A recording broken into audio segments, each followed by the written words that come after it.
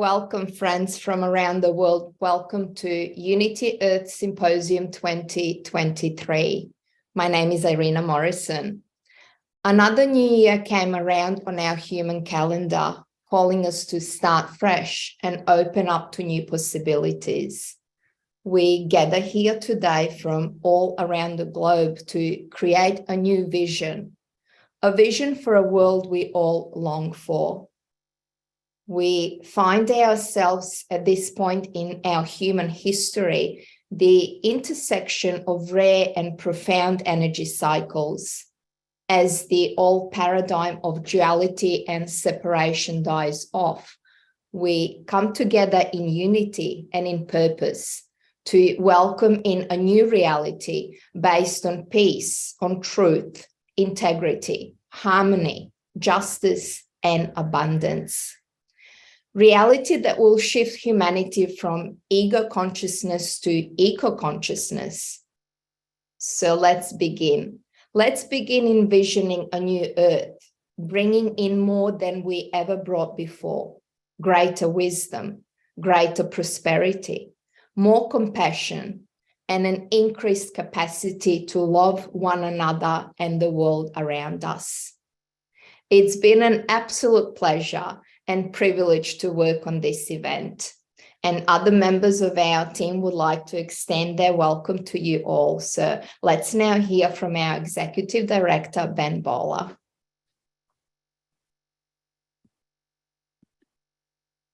Thank you. Thank you, Irina, and thank you for everything you've done to bring this moment about over the last few months, working so hard. It's a great privilege, as Irina said, and also we enter today with a great sense of reverence. We are here in World Interfaith Harmony Week, which has played such an incredible key generative role for Unity Earth and for many organizations around the world over the last decade. And to be here again celebrating the spirit of World Interfaith Harmony Week here at the Unity Earth Symposium, as today we enter into the prayers, intercultural, interspiritual, interfaith prayers of the human family, and then take a look back over the last 5 years or even over the last decade of the journey that has brought us to this moment. Echo my sister Irina's reflections that 2023 does feel like the beginning of something new, coming out of the 3 years of a cave of hibernation as a planet, as a planetary society, and entering into the glistening of a brand new dawn with all full of promise and mystery. And as we start to enter into these visions for a new earth, really what that essentially means is asking everyone around the world, intercultural, intergenerational perspectives, on what is your vision for a healed, whole, transformed planetary society in harmony with all of life.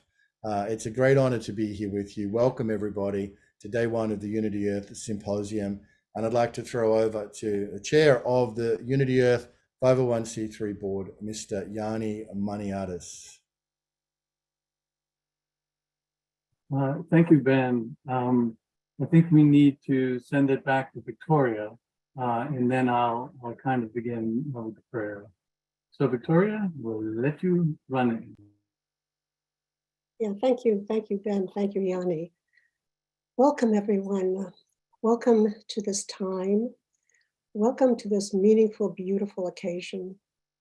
And welcome to this moment.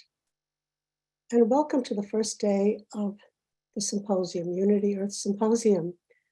And today is day one, prayers and reflections. And I've been considering that we're not here as separate parts. We are here as one radiant being, turning to the infinite. And as our beloved poet Jalaluddin Rumi said, forget your life, say God is great, get up. You think you know what time it is? It's time to pray. You've carved so many little figurines, too many. Inside you, there's an artist that doesn't care how things look different in the moonlight. If you've opened your love to God's love, you're helping people that you haven't met and haven't seen. Is what I say true? Say yes quickly if you know it, if you've known it before the beginning of the universe. Welcome.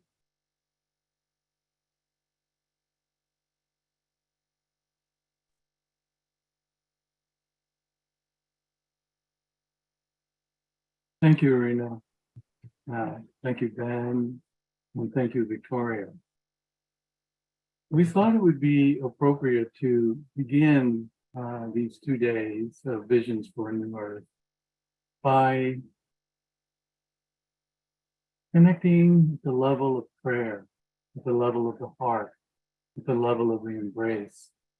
And this is World Interfaith Harmony Week. Actually, today is the last day of it. And it felt appropriate to just bring in the many threads that the work of Unity Earth has been doing over the last 7 years, and it's an eternal work that we're all doing. Which is, and there's a vision. And so through these prayers, we're hoping to set the tone, to begin at the beginning, to feel into that space of the heart from which we all flow. And as we begin, we will have about 12 prayers. And I would suggest that we tune in not so much to the words, but to the energy, to who they represent, not only themselves, but their lineages. The line that goes all the way back to the beginningless beginning, and that meets with all the other lineages, all the other lines, and that just dwells in the temple of the heart, in the temple of the embrace. So this is a time for us now to just deepen that sense of connection, to enter into the sacred, and to feel our beginnings. And in those beginnings are the seeds for our new earths, the new earth that we are all just yearning to see come to birth. And just so you know how we're going to do this, I will begin each one of the prayers with just simply a toning of this Tibetan bowl. And then the person giving the prayer will offer their prayer, and we have 7 on video, and 5 will be from participants in the group here. And then when their prayer is finished, I will also just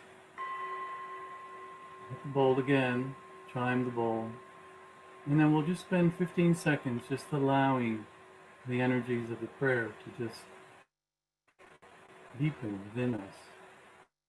On to the next one.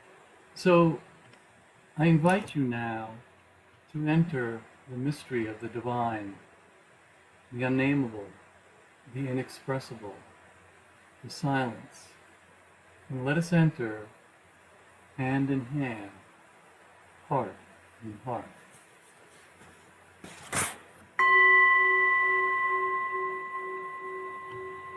Our first prayer will be from Mindahi Bastida, who is the director of the Original Caretakers Initiative at the Center for Earth Ethics. He has written extensively on the relationship between the state and indigenous peoples, intercultural education, collective intellectual property rights, and associated traditional knowledge, among other topics.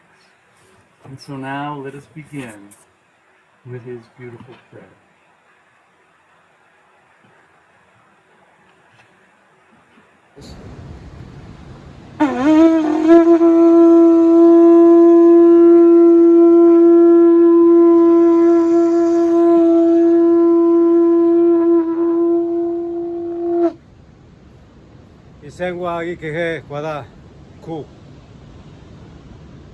Greetings, brothers and sisters, in this beautiful day of the Unity Earth Symposium. My name is Mindaji Bastida from the Otomi Toltec peoples from central Mexico. And in the name of Father Sky and Mother Earth, we call upon unity in the diversity. We call upon peace with Earth, peace with Father Sky. And this is the time to come together in unity in this unification process. We are coming together to work in community. And first of all, we need to gather our intelligence and the ancestral wisdom to walk in the path for this unity. We are here today in these critical times, but together we are stronger. Together we can do it. With the blessing of all entities and deities and the Great Spirit, we can come together in beautiful ways. We can recover families. We can recover communities. We can come together so Mother Earth can flourish together with us as human species. This is the time to come together in beautiful ways, in beautiful thinking, beautiful actions, and beautiful feelings. Dikamade moshingentini kwada, moshingentini ku.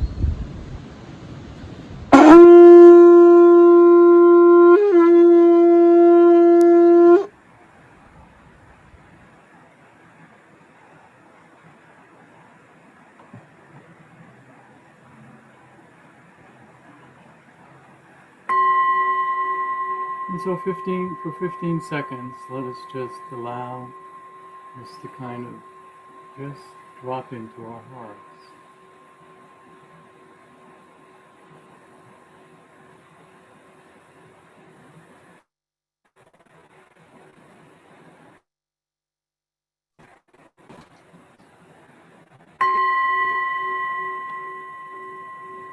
Now, we will hear a prayer from Audrey Kitagawa. Audrey is the founder and president of the International Academy for Multicultural Cooperation and president of the Light of Awareness International Spiritual Family, and the chair of the Anti-Racism Initiative, as well as co-chair of the Gender Equality Work of the G20 Interfaith Forum, a UN representative for I, and an ambassador of Religions for Peace International. Audrey, please share. Thank you so much, and good afternoon, everyone, from New York City. I'd like to begin my reflection with the importance of having gratitude. Many years ago, my beautiful spiritual mother said, when someone is saying with love, say, yes, thank you. The depth of meaning of her words have become sweeter and oh so precious with the years. I see the importance of having the yes, the acceptance of love that is being shared, and to acknowledge that love with gratitude by saying, thank you. Yes, thank you. These simple words are so powerful in opening our hearts to the love that is being shared with us in a multitude of ways. Our group is here today because we had the yes, thank you when we heard the call to come together in reflection and prayer, to add our drop of love to the ocean of love that this symposium calls us to participate in, to honor the diverse faith traditions that model coming together in respect and harmony. The best of our human actions to create solutions for the many challenges facing us today is to begin with our individual selves and to accept personal responsibility for how we are minding our own hearts, minds, and spiritual lives. When we are in relationship with ourselves, others, and our Mother Earth, with gratitude for all of the love that has been and is being given to us through all of her many gifts that sustains our lives and all of life. We stand in sacred relationship with our divine creator. Our prayers are needed. Our prayers together make us stronger. Our prayers help us to remember our connection to the divine creator. And may our prayers be prayers of gratitude. Let us pray. All praise and all glory be unto thee, O Lord, the giver of life and all good and perfect gifts. We thank you for this gift of precious, immortal, eternal life.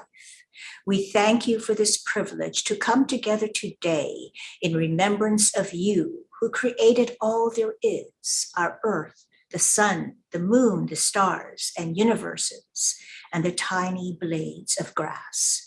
Enlighten our hearts, our minds, and our spirit, that we may be instruments of your peace, comfort, and love in all that we do. Help us to remember that where we are is our holy ground, and we must find you here through every loving thought, word, and action that we have the opportunity and privilege to express every day that we live. Thank you for your infinite mercy, grace, and love that calls us all to live our highest selves through selfless service, kindness, and compassion for others. For you are in the suffering, the hungry, the poor, and all who call for help. We pray for your comfort, healing, and expedient help for the victims of the massive earthquake in Turkey and Syria, and all who are victims of war and violence in Ukraine and elsewhere. May your benign presence be with us all, and may we heed your call to love one another as you have loved us. Amen, amen, and amen.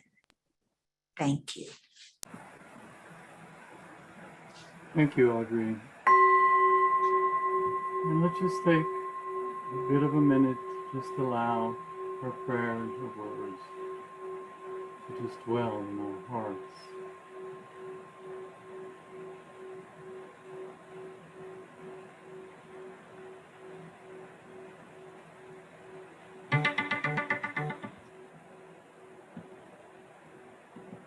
And thank you, Audrey. And now, I'd like to introduce Sadhviji, who will be offering a prayer on video. And Sadhviji is a spiritual leader, motivational speaker, and social activist based in Rishikesh, India. And she is the Secretary General of Global Interfaith Wash Alliance and President of the Divine Shakti Foundation, as well as an author of the #1 best-selling memoir, Hollywood to the Himalayas, A Journey of Healing and Transformation. And now we'll hear her prayer.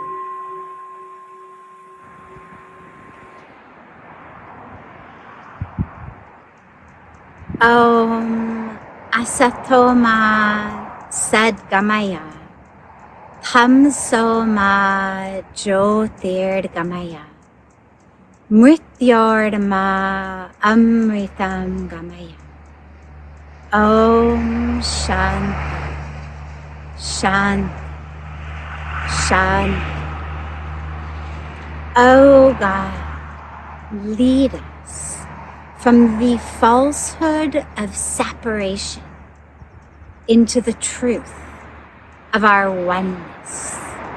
Lead us from the darkness of ignorance in which we suffer and bring suffering unto others, into the light of wisdom in which we heal and bring healing to others and our planet. Lead us from the false identification as this physical body, the size, the shape, the color, the race, the religion, into the true identification as the spirit, the soul, the eternal one, with no size or shape or color, the one who is never born and who never perishes. Om Sarve Bhavantu Sukhina, Sarve Santu Niramaya, Sarve Bhadrani Pashyantu, Ma Kaschid Dukha Bhag Bhave. Om Shanti, Shanti, Shanti. Oh God, may all beings be happy. May all beings be healthy. May all beings be enlightened and cultured and able to experience and attain their highest potential and highest possibility. Oh God, may no being suffer. Om peace. Om peace. Om peace.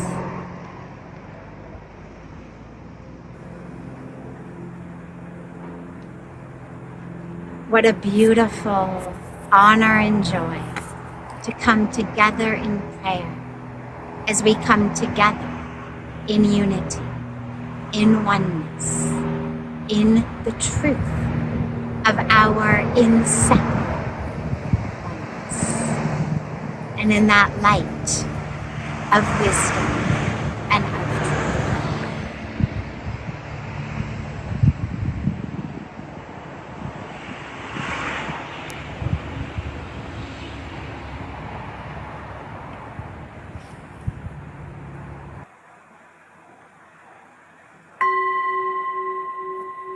Thank you, Sadhguruji. And now just allow yourself to just dwell in those energies. And we'll be there just for a little bit. Let your heart be open and your mind still.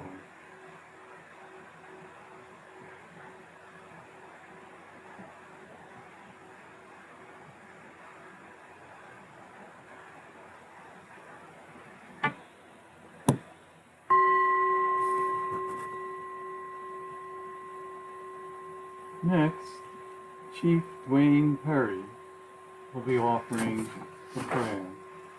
And Chief Perry, You set it to the side. Then when I'm done here, I'll make the hamburger. Then I don't have to.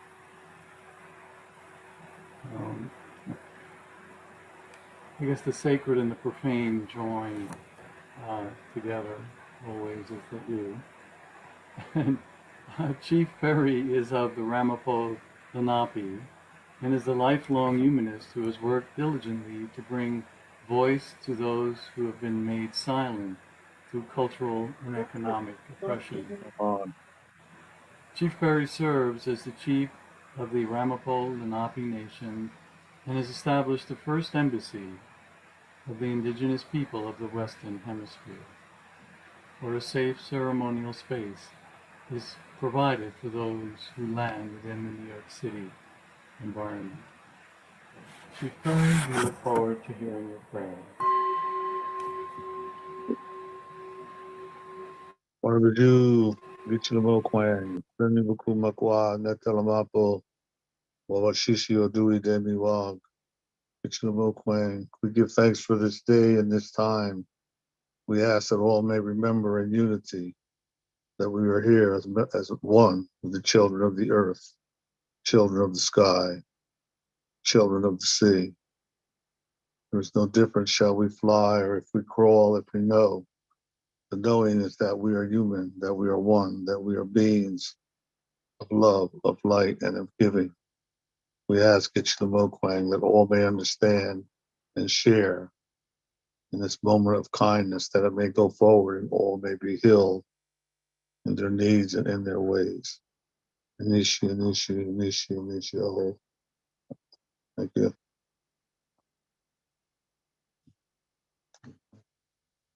So I think that's a little short. Thank you, Chief Berry. And let's just sit with that for maybe about 15 seconds. And feel the lineage, feel the roots.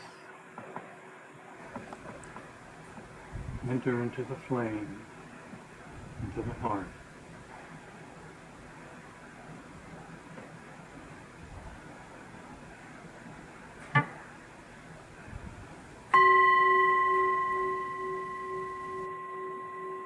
And next, we'll have another video, and Rabbi David Rosen will be offering a prayer.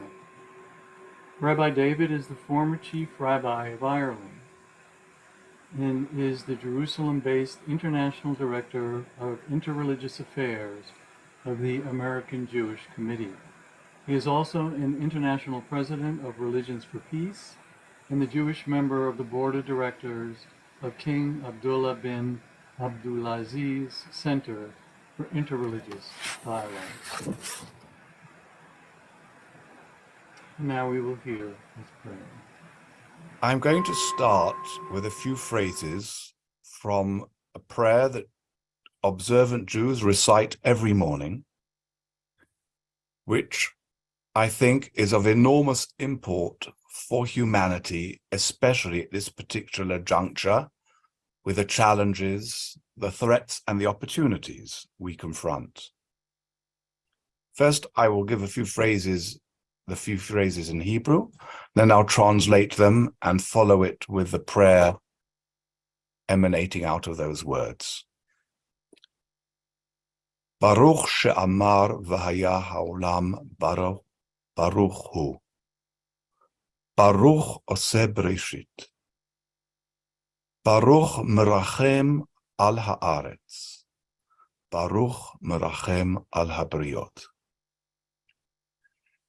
Blessed is the one who spoke, and the world came into being. Blessed is he who has compassion on all. Blessed is the one who has compassion on the earth. Blessed is the one who has compassion on his creatures. O Lord, you have given us the gift of your earth and heavens, of the natural world. Your blessing is in its enormous beauty and potential. But you are the merciful one, who has mercy on his creation and who regenerates his creation every day. And you call on us to be merciful and to follow your ways. Just as you are merciful, so we are called to be merciful, compassionate, caring, and regenerating of our relationships, of our love for one another, of our care and respect for others, for other communities, other peoples, other religions, and for your natural world, for your earth, for your heavens, for the creatures, for whom you have compassion, and compassion means regeneration. Bless us, O Lord, that we may seek to walk in your paths, to regenerate the natural world, to bless the natural world, to regenerate our relationships of care, compassion, and kindness to one another, to regenerate our spirit so that we may be a blessing to all, a blessing for our world, a blessing and sanctification of your name. Amen.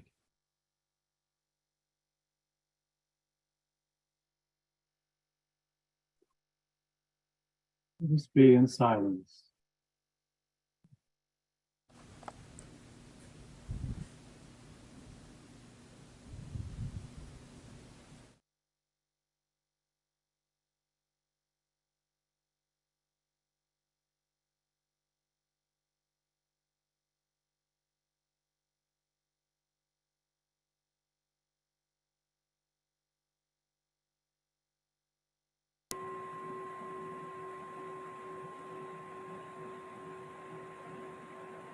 Next, Reverend Deborah Muldaugh will offer a prayer. And she is an ordained interfaith minister committed to assisting in the transformation of human consciousness. She is the founder of the Garden of Light, providing an online platform for the emerging global spirituality so that this community can become visible as a powerful force in uplifting the human spirit. Deborah.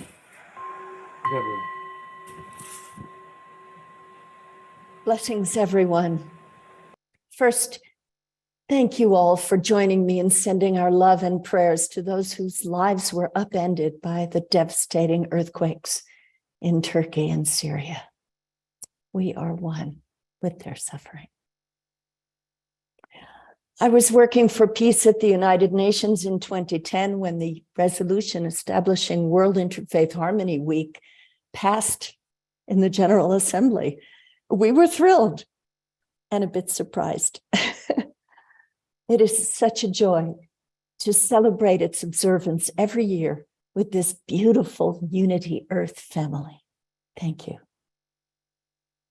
My prayer for World Interfaith Harmony Week 2023 is that this be the year, the moment when people of faith around the world realize that there is so much more that all religions have in common than divides us.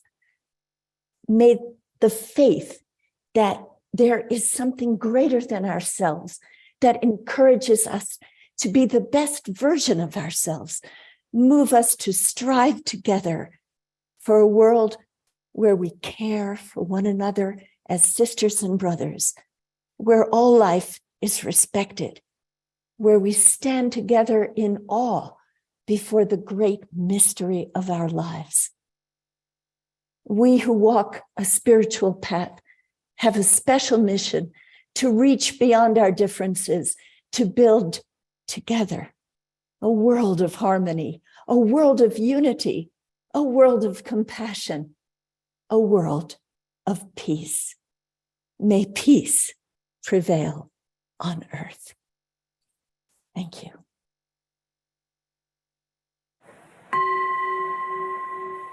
Thank you, Deborah. Thank you very much. Let us be in the silence.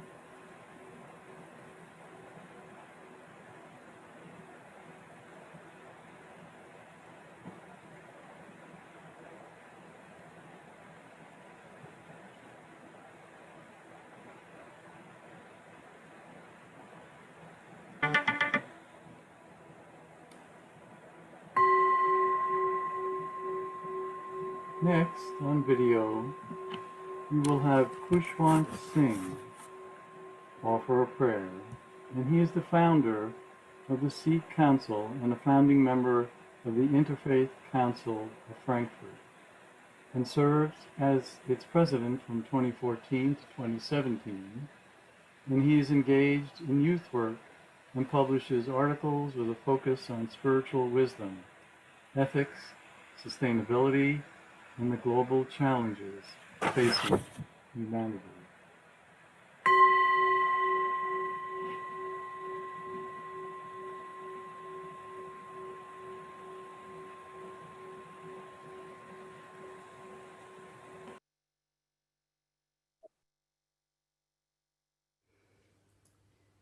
सर्व धर्म मह श्रेष्ठ धर्म हर को नाम जप निर्मल कर्म.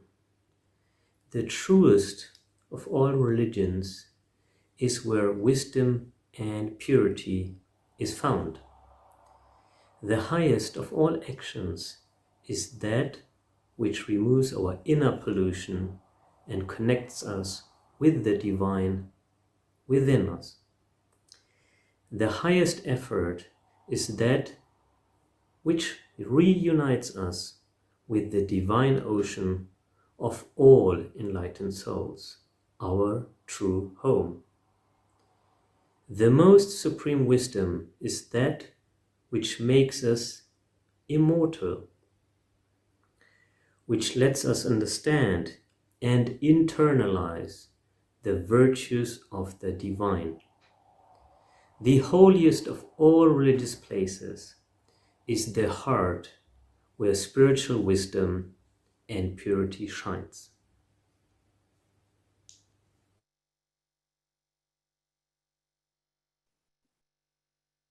Thank you. Let us enter the silence.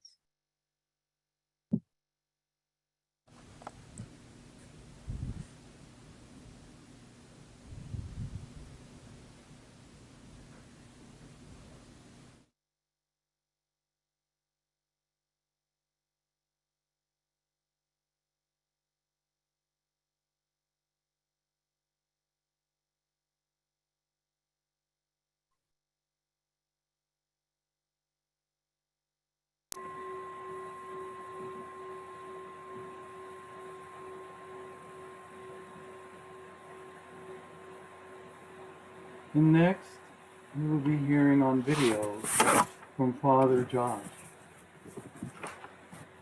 Father Josh from Isaac Kurathadan is coordinator of the sector of ecology and creation at the Vatican Dicastery for promoting integral human development. He is also chair of philosophy of science and director of the Institute of Social and Political Sciences at the Salesian Pontifical University in Rome. And now we will hear from him on video.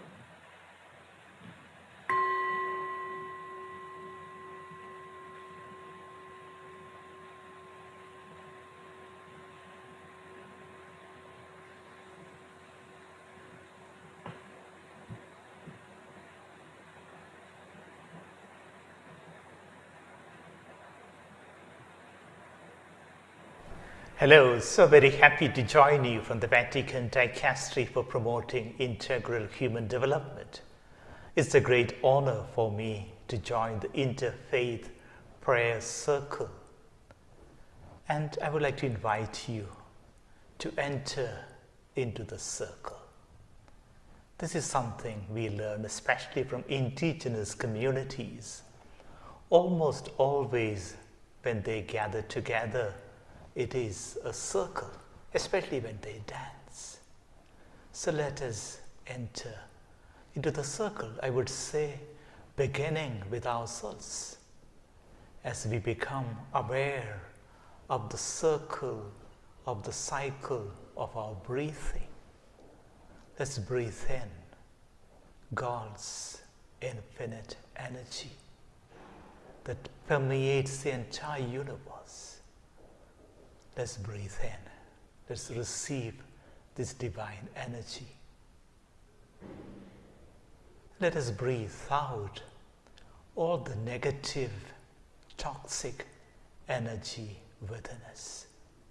The energy of conflict, the energy of dissipation, the energy of war.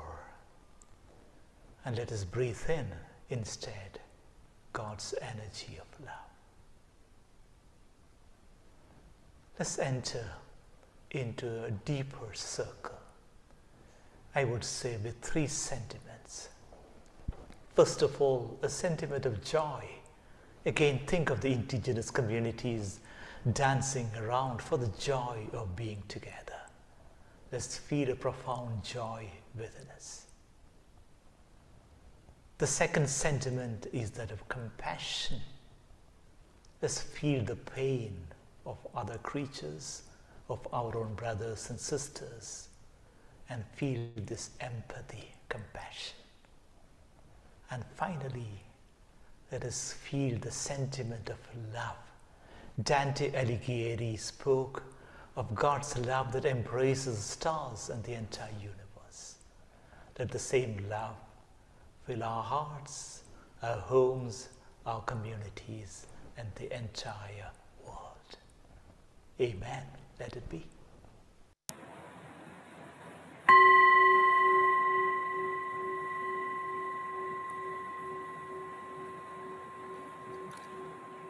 Let us just enter the silence.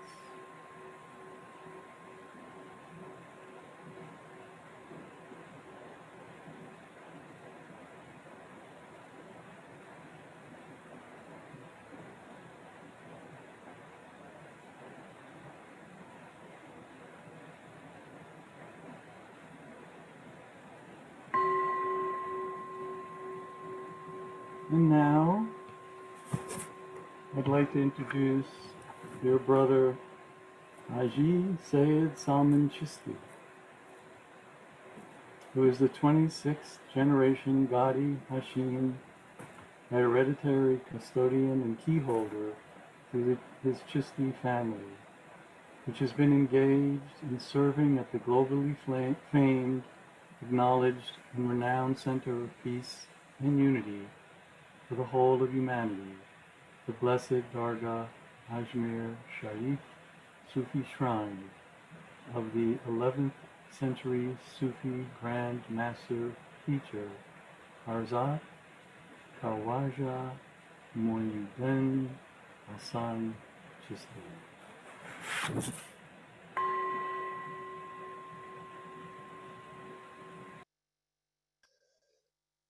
أعوذ بالله من الشيطان الرجيم بسم الله الرحمن الرحيم. We begin with the name of God who is most merciful and most compassionate. Alhamdulillah, all praise to the One who created us all. At this moment of reflections and prayers, we send our gratitude for this moment which the Creator has brought us together in reflecting the collective shared prayers. At the same time, the pain, the challenges that we are as one world family are facing together, the prayers of peace and gratitude from Ajmer Dargah Sharif, a place of healing from last 800 years, with the Quranic verses of Surah Al-Fatiha, which guide us to the divine revelations, to the moderate path of moderation, the middle path, and never be on extreme on any sides, whether it is the materialistic, the worldly life, or the matter of faith and religion. We always have to be on the path of moderation. Followed by Surah Al-Kawthar. أعوذ بالله من الشيطان الرجيم بسم الله الرحمن الرحيم الحمد لله رب العالمين الرحمن الرحيم مالك يوم الدين إياك نعبد وإياك نستعين اهدنا الصراط المستقيم صراط الذين أنعمت عليهم غير المغضوب عليهم ولا الضالين بسم الله الرحمن الرحيم إنا أعطيناك الكوثر فصل لربك وانحر إن شانئك هو الأبتر صدق الله العظيم. We send our deepest respect, gratitude to all our spiritual elders, brothers and sisters from around the world who are together at this hour for this Unity Earth Symposium, and the message of Khaja Moinuddin Chishti, the 11th century Sufi master, says, love all and hate none, love towards all and malice towards none. Develop the three attributes of nature into your being to be close to the Creator. Sun like grace, river like generosity, and earth like hospitality. As moments and reflection like this, which bring us together to re-amplify, recommit towards the sacred trust that is bestowed upon all of us. And we pray that God enable us to truly commit ourselves in honoring that Muqaddas Amanat the sacred trust, which has been a common and shared values in our worldly journey as well as the journey of our soul.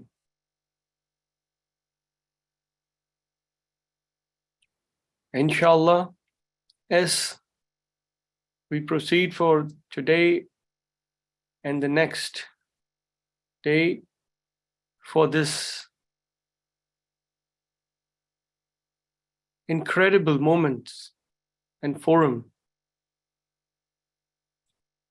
our heart, our soul, our mind, and our body, which need to be aligned in perfect balance, harmony, towards realizing the coexistence of a human fraternity. As we just had the blessings from the Vatican and thus sacred places which have been the center for humanity from time immemorial, which really gives the hope,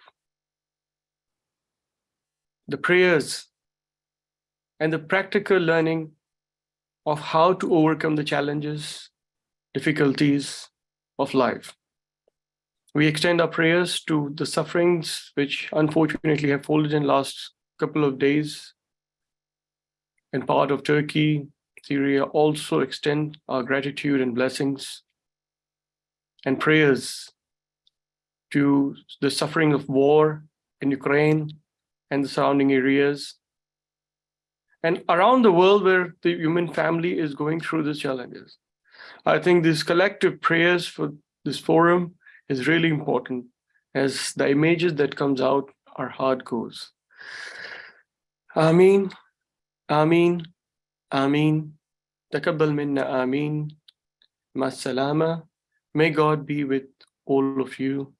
Lots of blessing, prayers, and gratitude to all of you here from Jakarta, Indonesia, as we are here and carrying forward the message of unconditional love from Ajmer Sharif, India, and sharing with this incredible Unity Earth Symposium with elders from around the world. Assalamu alaikum. May peace be upon all of you.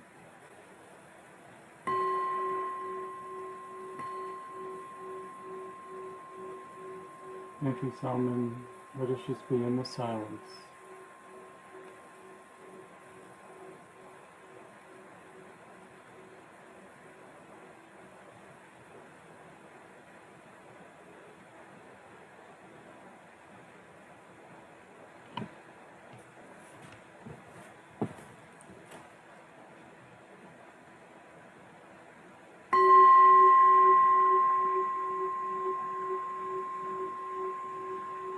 Next, on video, will be Dr. Mohinder Singh, who is Professor Director of the National Institute of Punjab Studies, New Delhi, and is actively involved in various interfaith activities.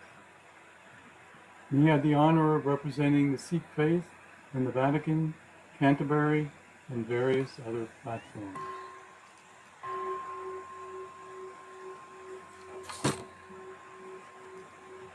Good morning, friends.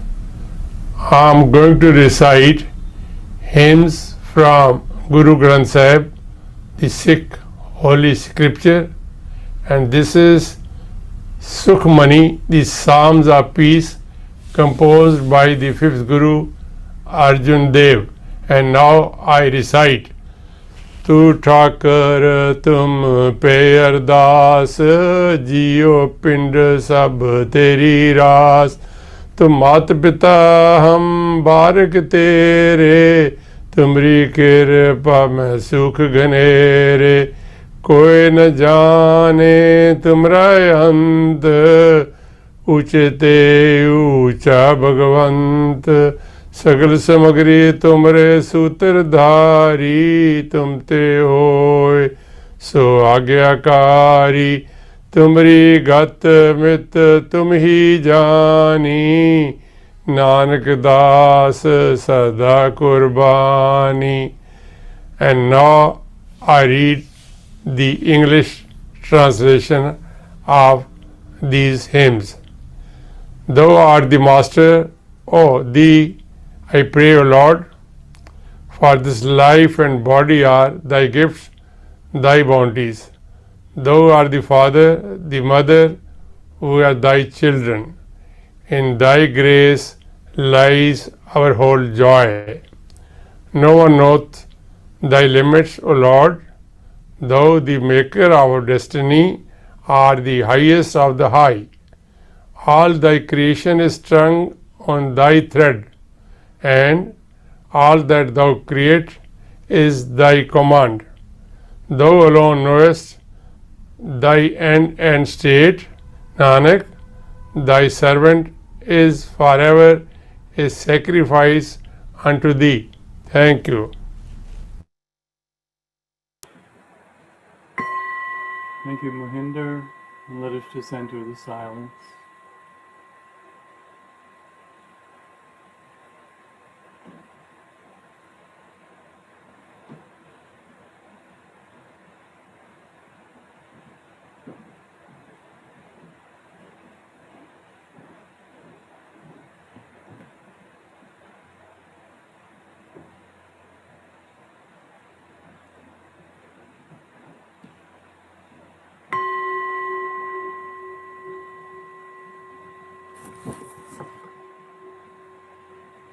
Next will be Dr. A.K. Merchant, who is in India now, and he is the General Secretary of the Temple of Understanding India Foundation, also serves as Chairman of the Spiritual Assembly of the Baha'i of Delhi, and the Recording Secretary of the National Spiritual Assembly of the Baha'is of India, and National Trustee of the Sarvodaya International Trust, and Joint Secretary, Shanti Sayad, Center for Nonviolence and Peace. Dr. Merchant.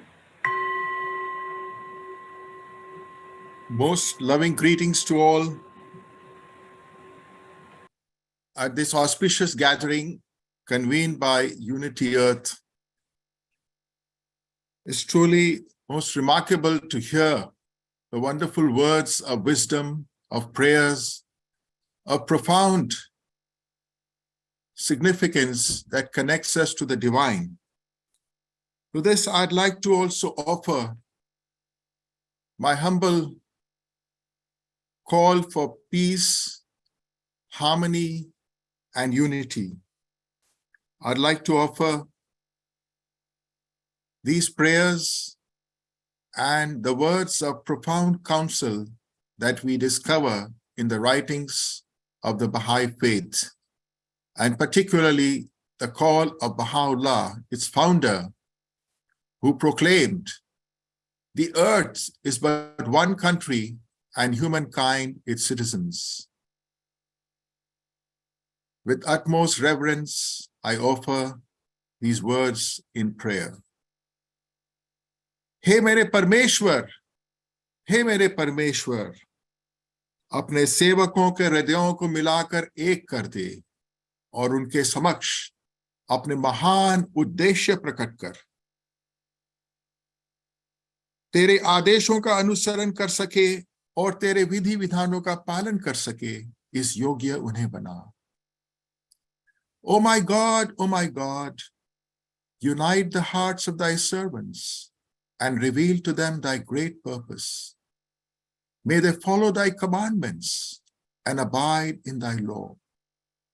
Help them, O God, in their endeavor and grant them strength to serve thee. O God, leave them not to themselves, but guide their steps by the light of thy knowledge and cheer their hearts by thy love. Verily, thou art their helper and their Lord.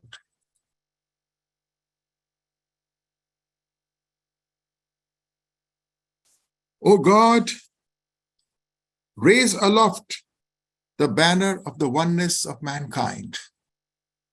O God, establish the most great peace. Summon thou, O God, the hearts together. O thou, kind Father, God, gladden our hearts through the fragrance of thy love. Brighten our eyes through the light of thy guidance. Delight our ears with the melody of thy word, and shelter us all in the stronghold of thy providence. Thou art the mighty and powerful. Thou art the forgiving, and thou art the one who overlooketh the shortcomings of all mankind. Let the call, let the cry of our innermost yearning for peace and happiness of all go out from this Unity Earth Symposium. As members of the Baha'i community, we strongly believe that all the forces are propelling humanity towards its glorious destiny. After all, we are one single community, one planet, and this earth is our only home. It is our appeal, most humbly, to everyone that we must, free from prejudices, dispassionately consider such ways and means as would lay the foundations of a united and peaceful world. Such a decision calls for no less than the reconstruction and the demilitarization of the whole world. A world organically united in all essential aspects of its life, its political machinery, its spiritual aspiration, its trade and finance, its script and language, and yet infinite in the diversity of the national characteristics of its federated units. Let our belief that a new life is stirring in this age within all the peoples of the earth become a motivating impulse to work for harmony and peace. For Baha'u'llah proclaimed 150 years ago, the tabernacle of unity hath been raised. O peoples of the world, regard ye not one another as strangers. Ye are the fruits of one tree and the leaves of one branch, the waves of one sea and the drops of one ocean. May the solidarity and the powerful spirit of unity that goes out from this Unity Earth Symposium touch the millions and billions around the world. And may our hearts also join those suffering masses, whether it be due to wars and conflicts, or whether it be due to unforeseen events like the earthquake in Turkey and Syria. These should help us foster greater interdependence and deeply understand that we are one people, one earth, one family, and our future is intertwined. With this offering, I once again thank all the organizers and all my elders who have preceded me in offering their prayers and invocations and in bringing us closer to the divine.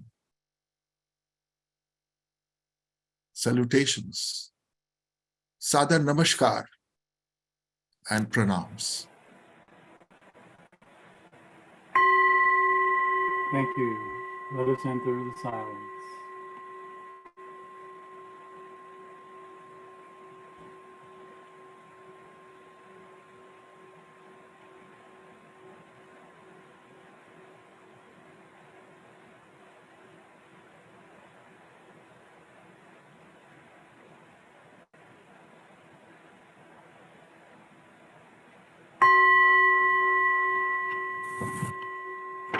And our last offering will be from Dr. Lila June Johnston. Lila June. She is an Indigenous musician, author, and community organizer of the Dene, or the Navajo, and of the Tetsta Hesta Hesse, or the Cheyenne, and of European lineages. Her multi-genre presentation style has engaged audiences across the globe towards personal, collective, and ecological healing. Let us hear from Lila. Okay, so my prayer for Unity Earth is that we will continue to put our faith into action, to love with our lives, and to transform the strength of our network into tangible change for communities that are not faring as well as we are.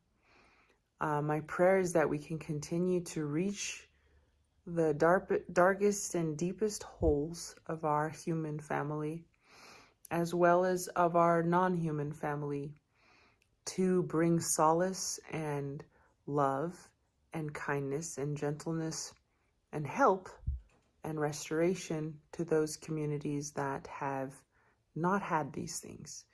My prayer is that we can remain open to what the Creator would do with us, how Creator would use us, and how we can be of a deeper service to whatever Creator is wanting to cook up right now. My prayer is that we can be clear within ourselves so that we can be like clear flutes, so that the music of the Creator can flow through us clearly and beautifully and effectively. And my prayer is that we can continue to hollow ourselves, to heal, to grow, to improve, so that we can continue to hear what the Creator has planned for us and continue to implement it through our beings.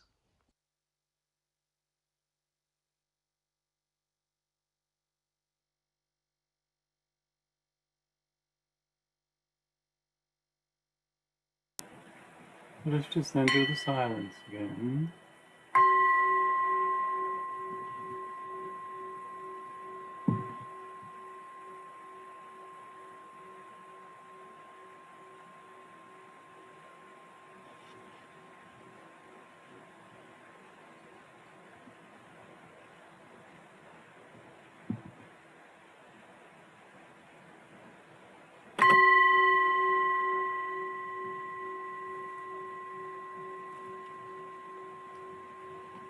As our brother Rumi once wrote, there are hundreds of ways to kneel and kiss the ground. And these beautiful offerings were some of those hundreds or thousands or millions or billions of ways that we can just touch and kneel and kiss the earth, the embrace. And as an old Celtic prayer, a poem, an Irish prayer and a poem, just some simple words that have been now adopted by the Kundalini Yoga community. I just like to share them, and they are, may the long-time sun shine upon you, all love surround you, and the pure light within you guide your way home. Peace be with you now and forever. and truly may peace prevail on earth. And Ben now would like to just lead us in a little bit of silence of prayer.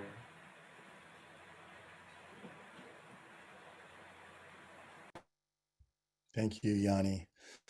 Thank you, Yanni, so much for holding that incredible session. We are richly blessed by such extraordinary spiritual leaders around the world coming together at this time. Thank you, Victoria and Irina, for opening the circle, and to our luminaries, Mindahi and Audrey and Sadhviji, Chief Perry, Rabbi Rosa and Deborah Moldo, to Kushwant Singh, Salman Chisti, Father Jostrom, Dr. Mahinder Singh, Dr. A.K. Merchant, and Dr. Lila June. Thank you and much gratitude and much love for sharing such beautiful prayers with us today. There are many prayers of our hearts at this time. Deborah and Dr. Merchant have mentioned the tragedy in Turkey and in Syria, where close to 10,000 have lost their life and the number is rising. And each of us have personal prayers in our hearts for our families, for our friends, for our communities, and for our own aspirations in life. So let's hold just a little time together in the spirit of these beautiful and powerful global interfaith prayers. Let us add our own prayerful intentions in the silence and in the light together.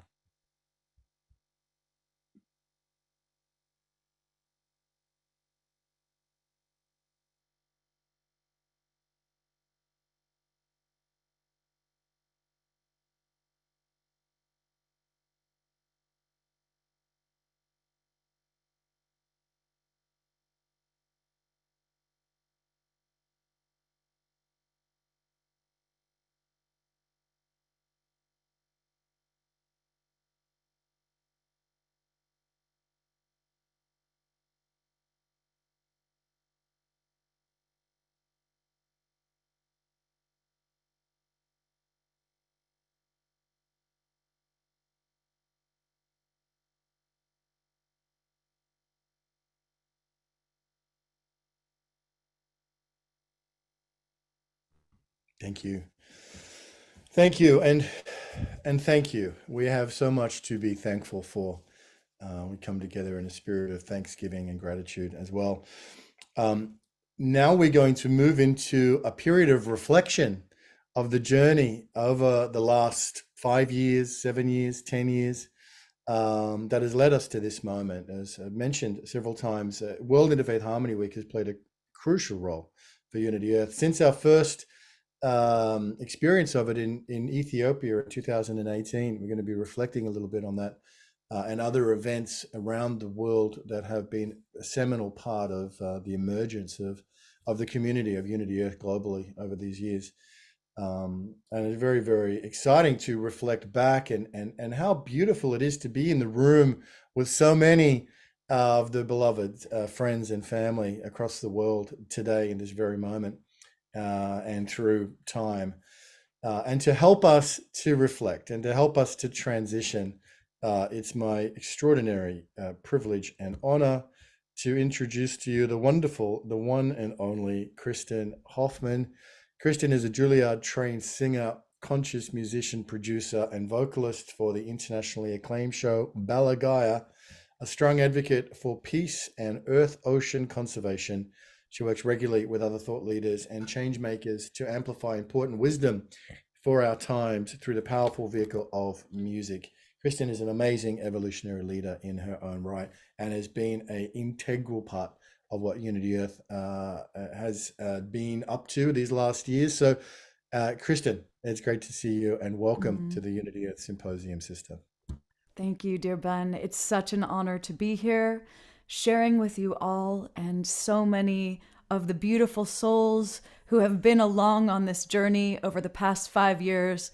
I see here today, and truly this is a family that is growing ever more cohesive, heart-centric, and growing in size each and every day, and that's so beautiful to see.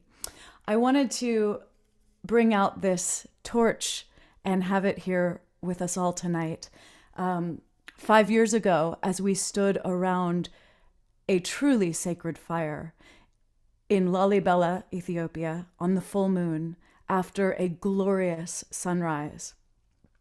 This torch of peace, which was run around the whole earth in 1986 during the heart of the Cold War and literally touched the lives of 25 million humans, was held by 45 heads of state, went through countless countries. This torch came to Ethiopia and was united with the torch of compassion that Summer and John brought, and the lamp of unity, which was brought by our beloved brothers, monks from Thailand.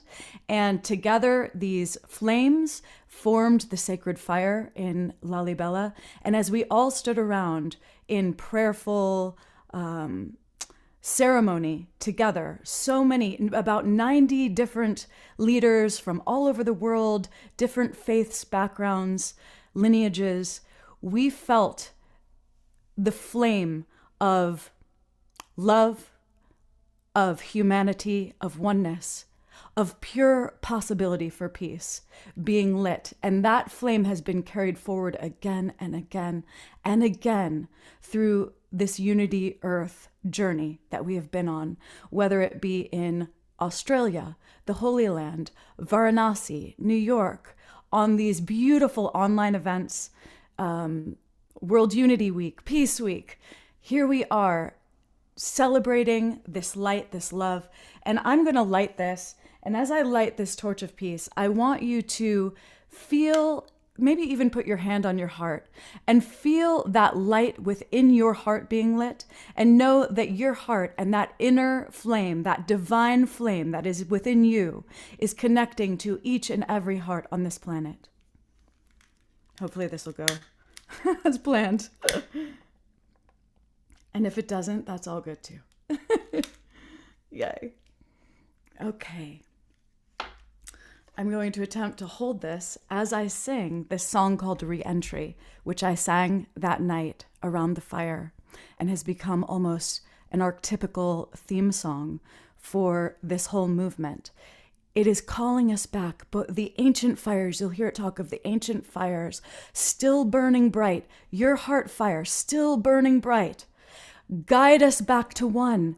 It's the journey, our re-entry into this moment, into this now. Whatever has come before, we are calling all of our heartful intention into this moment. Guide us back to one, into this new earth. Let us be born. Here we go.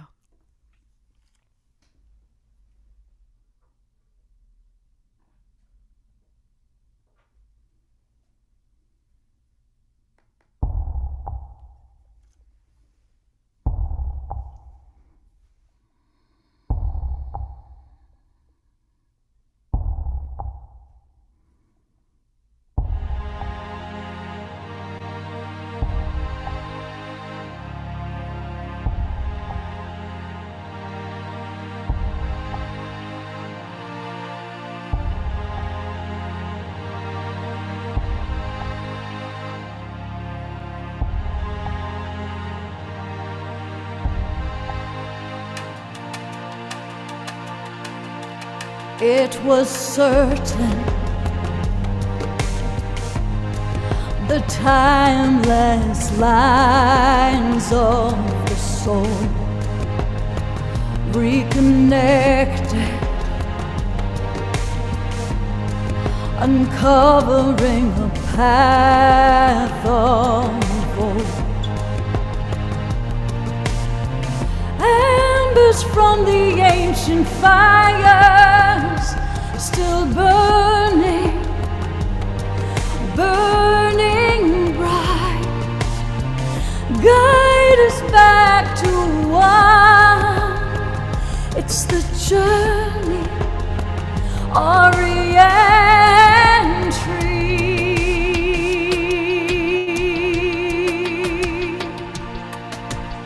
The doors open,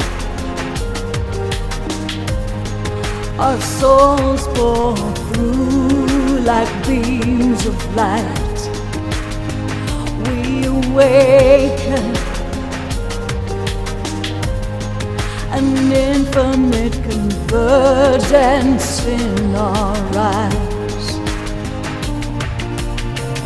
Let us not mistake the call of the highest love. Truth is echoing the chord. It's the journey, our re-entry.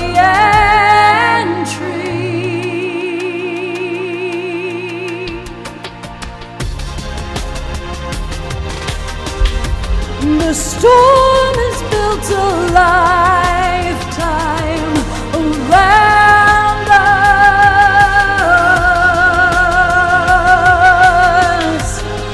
Now again the rains can fall.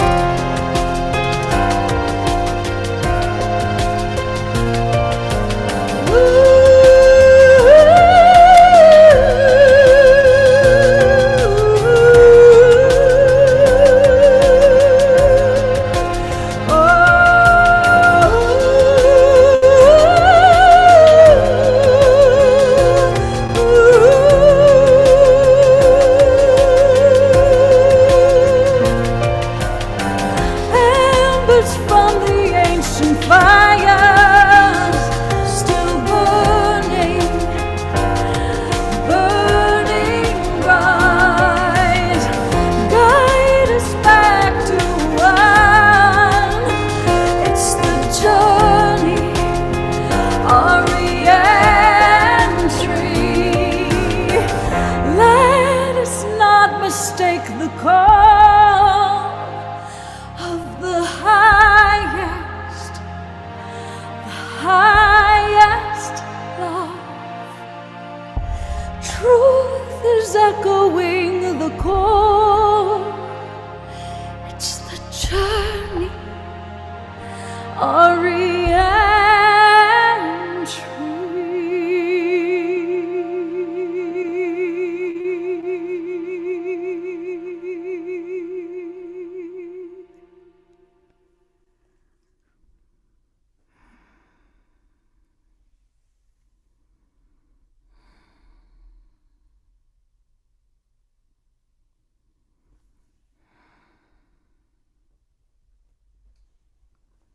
Wow, Kristen, what a what a journey through time to have that song here. That song that was one of the real theme songs for UDay 2018 in Ethiopia, sister. Thank you so much for sharing that beautiful, beautiful piece with us.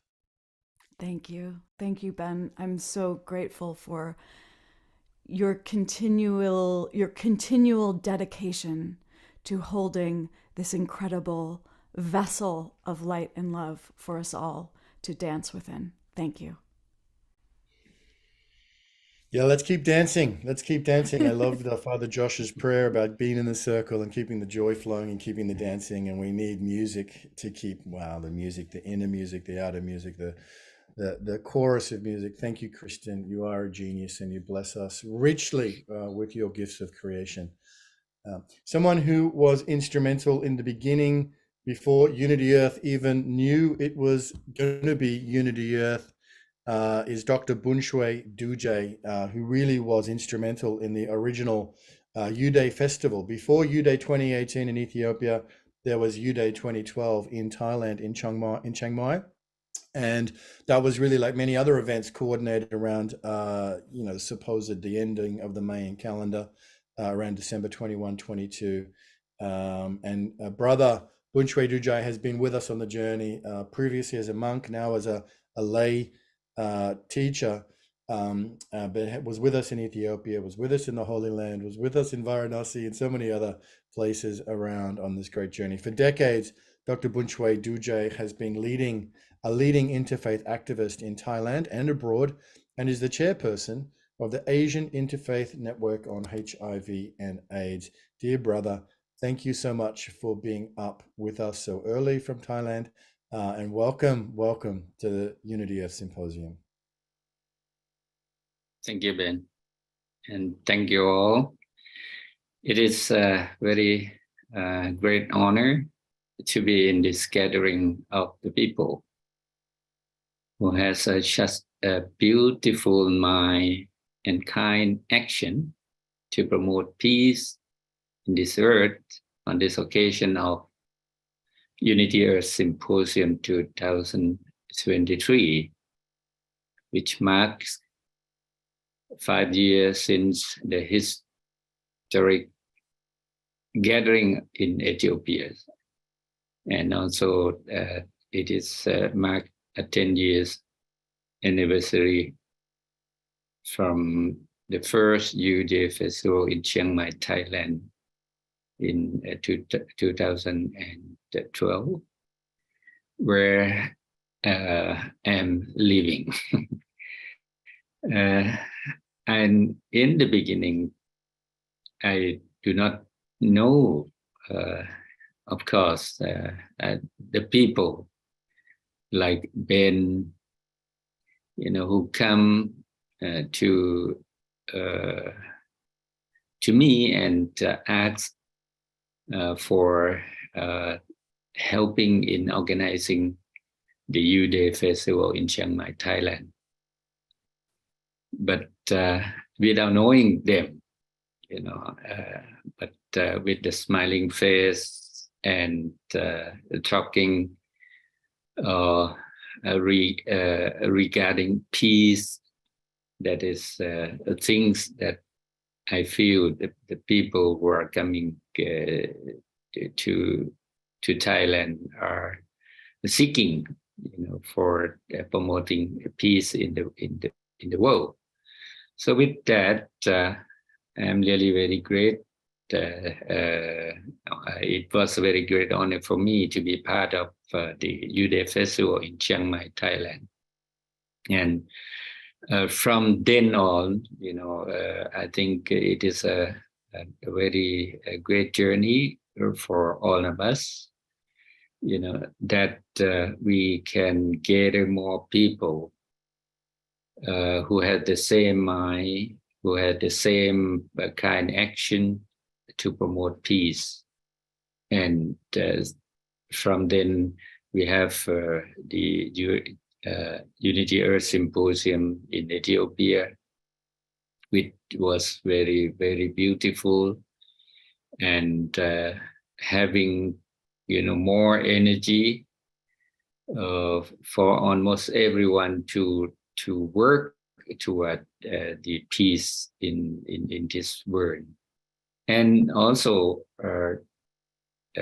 in other places like in the Holy Land and in the Varanasi in India, which I myself feel that it generates more power for me and for the Buddhist monk in Thailand to do the work to promote peace. And of course, traveling around the world, to many places, enable us to learn more of the work of the people, who really love peace. I just remembered where we were learning from the NGO there in the Holy Land, which there are a lot of work that they are doing, which promote peace and from the issues of environment. So with that, we learn a lot. And I think in this occasion of the Unity Earth Symposium 2023, we are again one. And one here, just not only one alone, but one here in order to promote peace, in order to try to make ourselves be like an instrument, to peace, to bring peace into this world. So I really, really, very thankful and grateful to Ben and all the people who are in this gathering. So with this, I just pray for the success of the Unity Earth Symposium in 2023. Bhavatu Sabba Mangalang Rakantu Sabba Devata Sabba Kuttanubhavena Sabba Dhammanubhavena Sabba Sanghanubhavena Sattha Soti Bhavantu Te.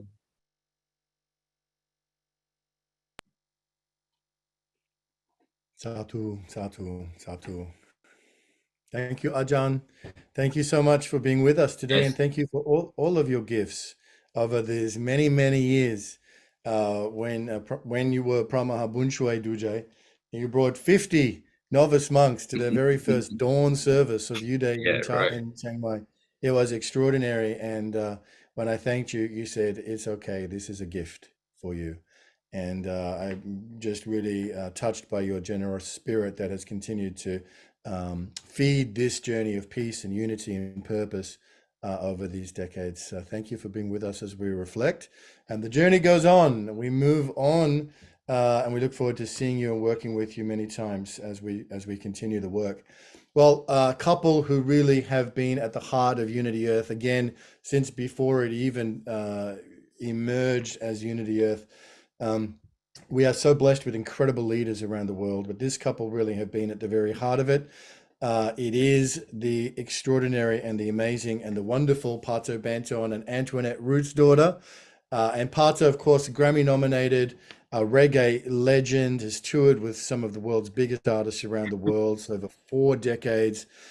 He is in the British Music Hall of Fame. I mean, Pato has such an incredible record that it's almost impossible to introduce you properly. But Pato's work and legacy goes beyond music and has touched incredible impact in social justice, working with youth, working with disadvantaged youth in Birmingham, where he's received many awards, and now is connected to so many different initiatives and projects, the Ubuntu project and documentary, and all of it with Antoinette Root's daughter by your side as well, working on the music, Stand Up for Justice, which is an initiative of Antoinette, and the incredible work that Antoinette Root's daughter is doing globally as well. So Pato, brother, I'm excited about what we're going to do next, but before we get to that, we're reflecting on the journey so far. It's a wonderful joy and honor. Isn't it great to see Duje here with us from Thailand, where it all began for you and I and Antoinette as well, more than 10 years ago. So happy to see Duje, man. That's my favorite monk in the world. Kristen, you just blew my mind again. That was so beautiful. Antoinette is actually, as you know, Antoinette has been diagnosed with cancer. So she's doing very well. She's decided to take the holistic approach with natural medicine. And today she's actually at the hot springs getting her healing on, but she is tuning in. She's watching everything for this whole program, the whole symposium. She's tuning in while she's in the beautiful hot springs. So before she went out the door, can I share my screen? You bet. You're a co-host. You can do it as you will. Here we go. So before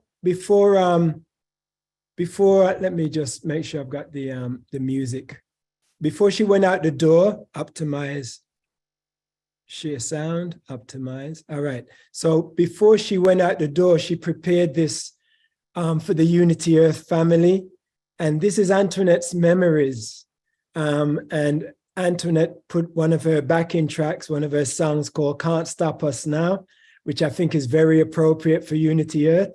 And I'd like to share it for you. And this is Antoinette's memory right now.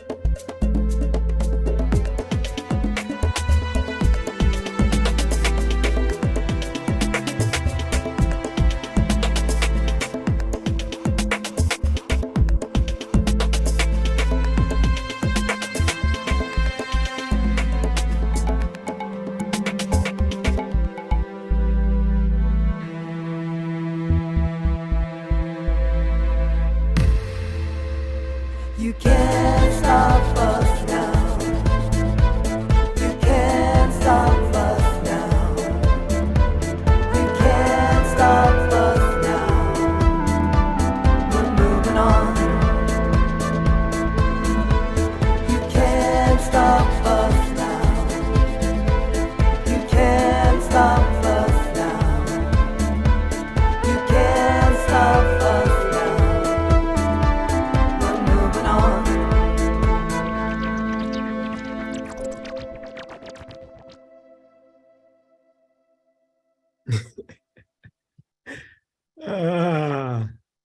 Oh my goodness. Some beautiful memories there. Some beautiful memories there. So Ben, I got a question. I've got a memory I want to share. The full version of my memory is 20 minutes longer than the time that's been allocated, or I've got an edited version that finishes on time, but it won't have the ending. So can I get the extra 20 seconds? 20 seconds or 20 minutes? 20 seconds. 20 seconds. You got 20 seconds all day long. All right. Pato. So before I share this last memory, I just want to say to the Unity Earth family, I love you guys so much. The journey that we've shared together has been amazing. All of you are special. All of you are so special to us. And I appreciate all of you so, so much. And Ben, I remember when we started on this journey and you said you had a vision, and it started out so small and so humble. But it reminds me that all great things usually start out very small, very humble, very obscure, just like a seed that's planted in the darkness of the ground and emerges slowly but surely into the light of day, and then bring forth good fruit in due season. Ben, I am seeing the fruits from all those years ago. The fruit of Unity Earth is abundant. And I want to say thank you. And thank you to your amazing team, many of them behind the background. Thank you so much. We have an amazing family. So with that being said, I'm going to share one of my favorite moments with Unity Earth. Let me see if I can find this now. Where is it? Let me get here. Sorry. By the way, while you're looking for that, I love that song and those memories of Antoinette. Wow. Antoinette, if you're listening, wow. Thank you so much. Love that went into that. I love that track. It's so uplifting and inspirational, and to look at all those amazing photos that you so dedicatedly put together. Thank you. You're getting a lot of love here in the Zoom chat, just so you know that. All right. Thank you, Pato. So are you ready, Ben? I'm ready. Here's my favorite memory, one of them anyway. It's my great privilege to introduce to you Antoinette Root's daughter. Can you hear that okay? Hear it great. All right. It's my great privilege to introduce to you Antoinette Root's daughter and Pato Banton.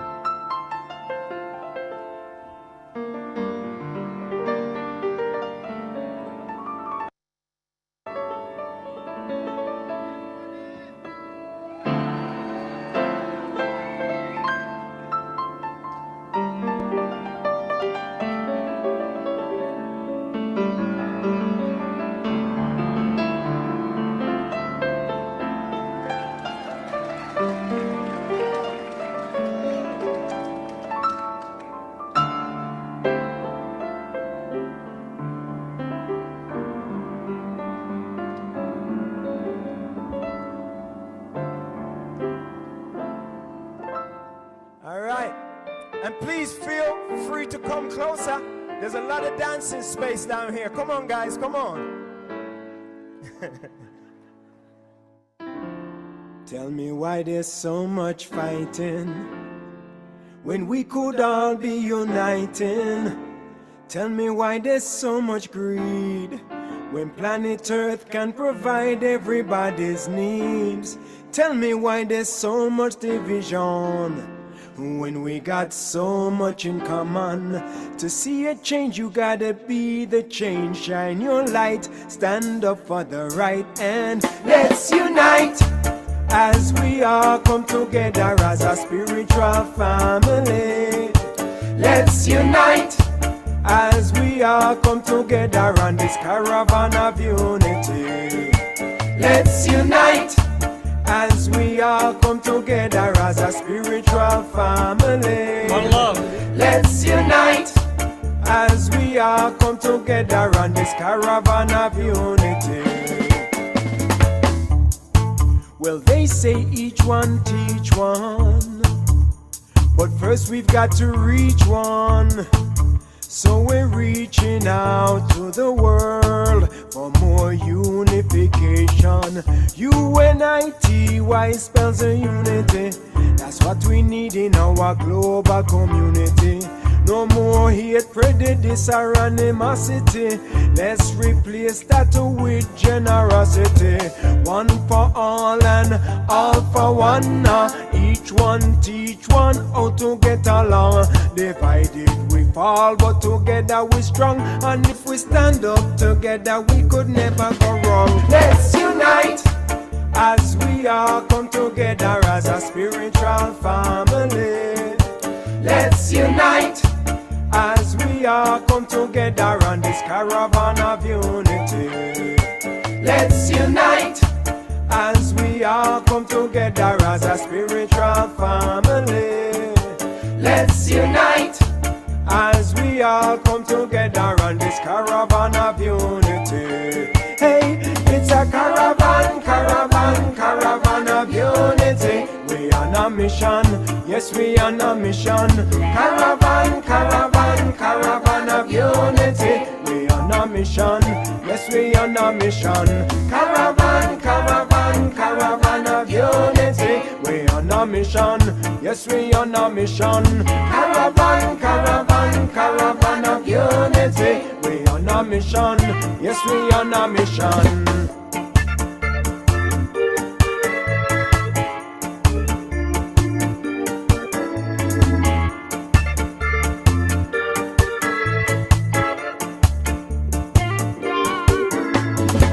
UNITY spells a unity.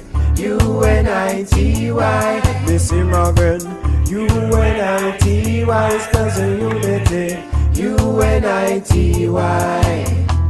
U for universal unity and negotiations for peace are necessary. I is instill international integrity to turn the tides of tyranny. Why? 'Cause that's the way it should be. Our people living in a harmony. Let me see a peace sign if you agree, and let your voices be heard as you sing with me. Let's unite as we all come together as a spiritual family. Let's unite as we all come together on this caravan of unity. Let's unite as we all come together as a spiritual family. Let's unite as we all come together on this caravan of unity. Hey, it's a caravan, caravan, caravan of unity. We're on a mission, yes, we're on a mission. Caravan, caravan, caravan of unity. We're on a mission, yes, we're on a mission. Caravan, caravan, caravan of unity. We're on a mission, yes, we're on a mission. Caravan, caravan, caravan of unity. We're on a mission, yes, we're on a mission. Unity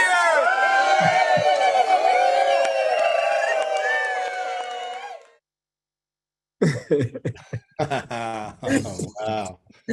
Amazing, Pato. Amazing. Amazing. I mean, just such a genius creatively. We're very blessed, Pato, by your brilliance and by your heart and by your generosity and by your extraordinary gifts. Thank you, brother. Thank you so much. Thank you, Brother B. Thank you so much. Much love, man.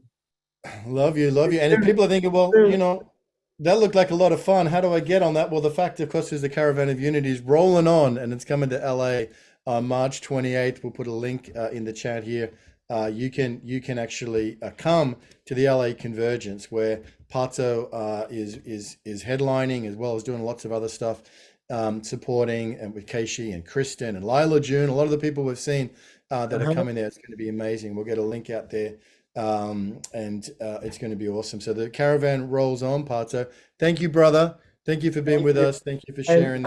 Antoinette said to send her love to everyone, and she's got a special performance prepared for the event coming up to the LA Convergence. So, you know, it's going to be an amazing, amazing experience. So thank you, Brother B. Yeah, it really is. It's going to be so exciting to be together for the first time again in 3 years. So I'm just going to grab that link, and maybe we can also share it around on the social media. Just grab that link, put it in the chat here.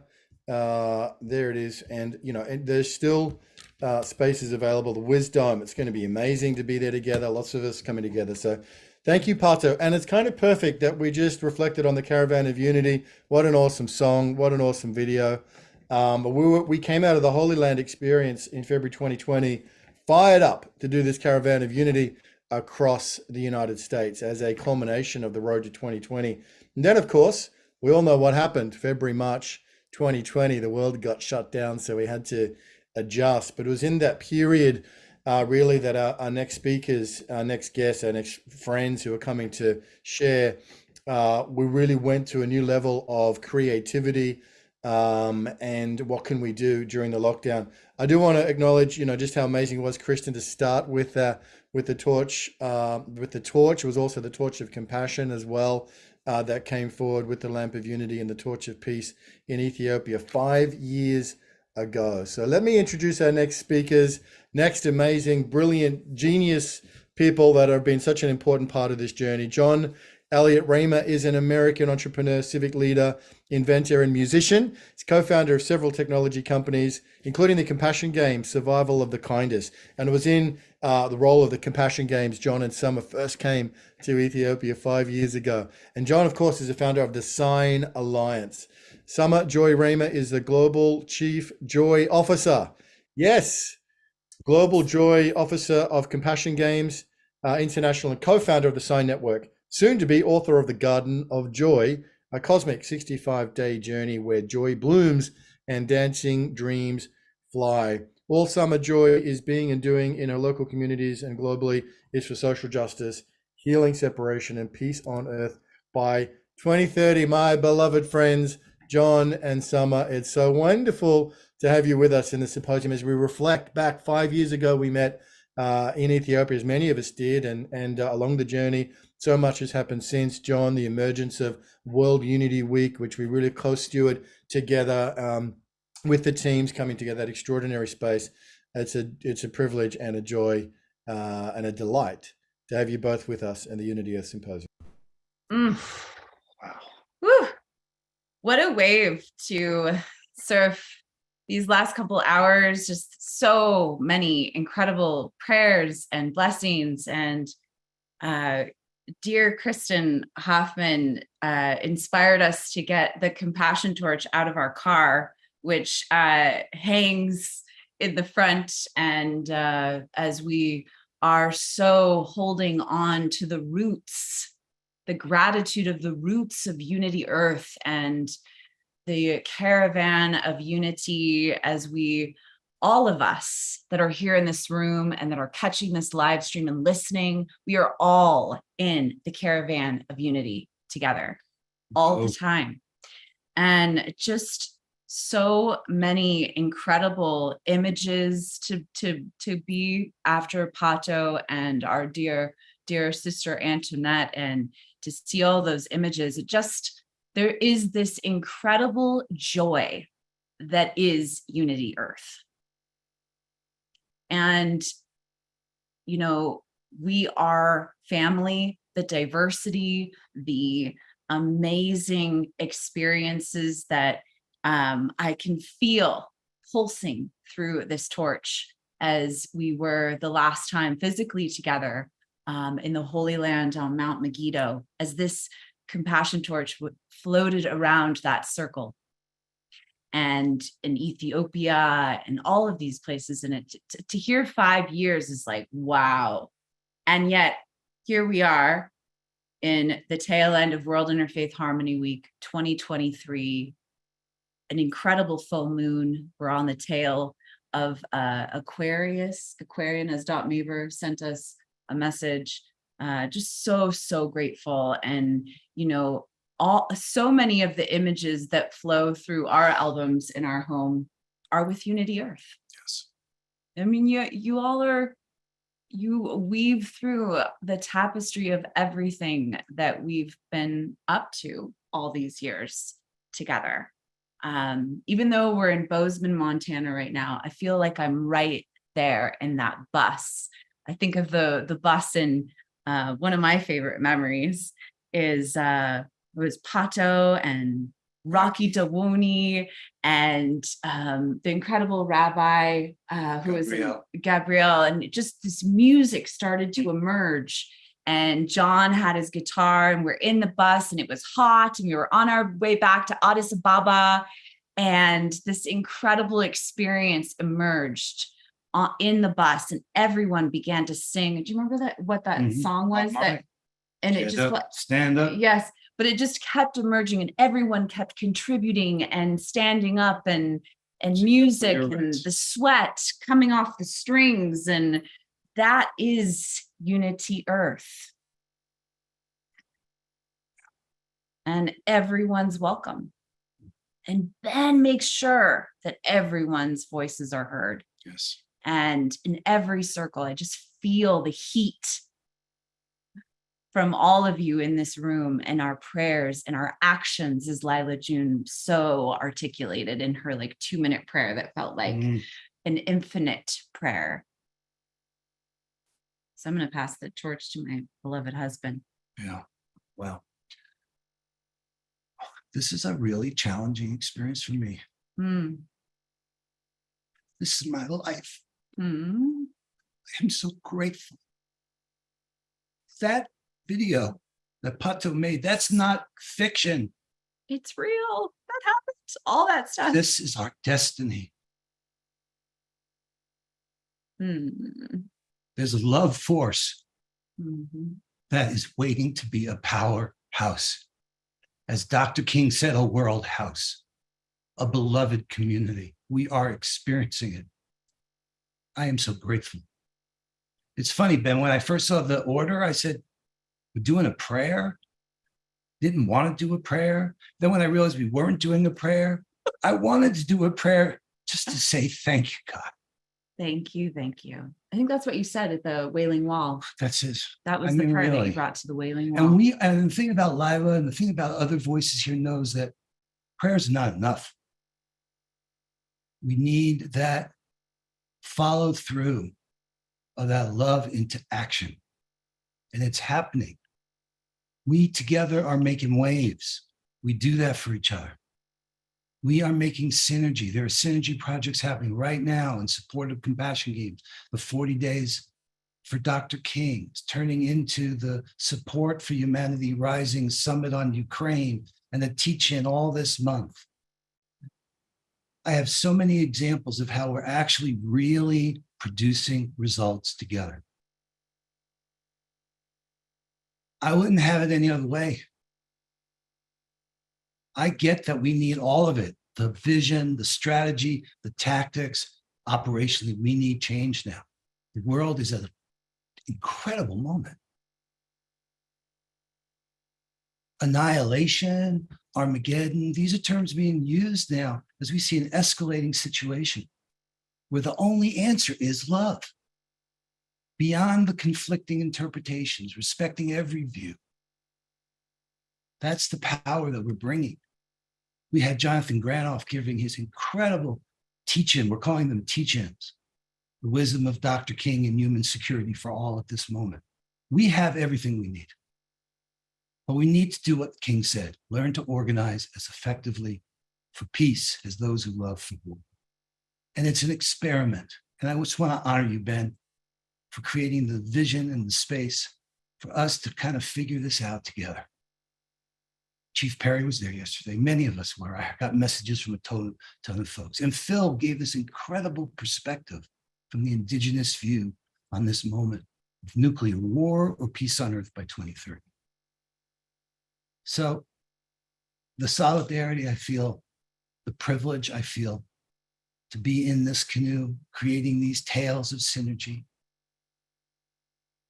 that defy the old patterns, that demonstrate by doing, that we can know the truth of that vision we hold and we can actually make the change.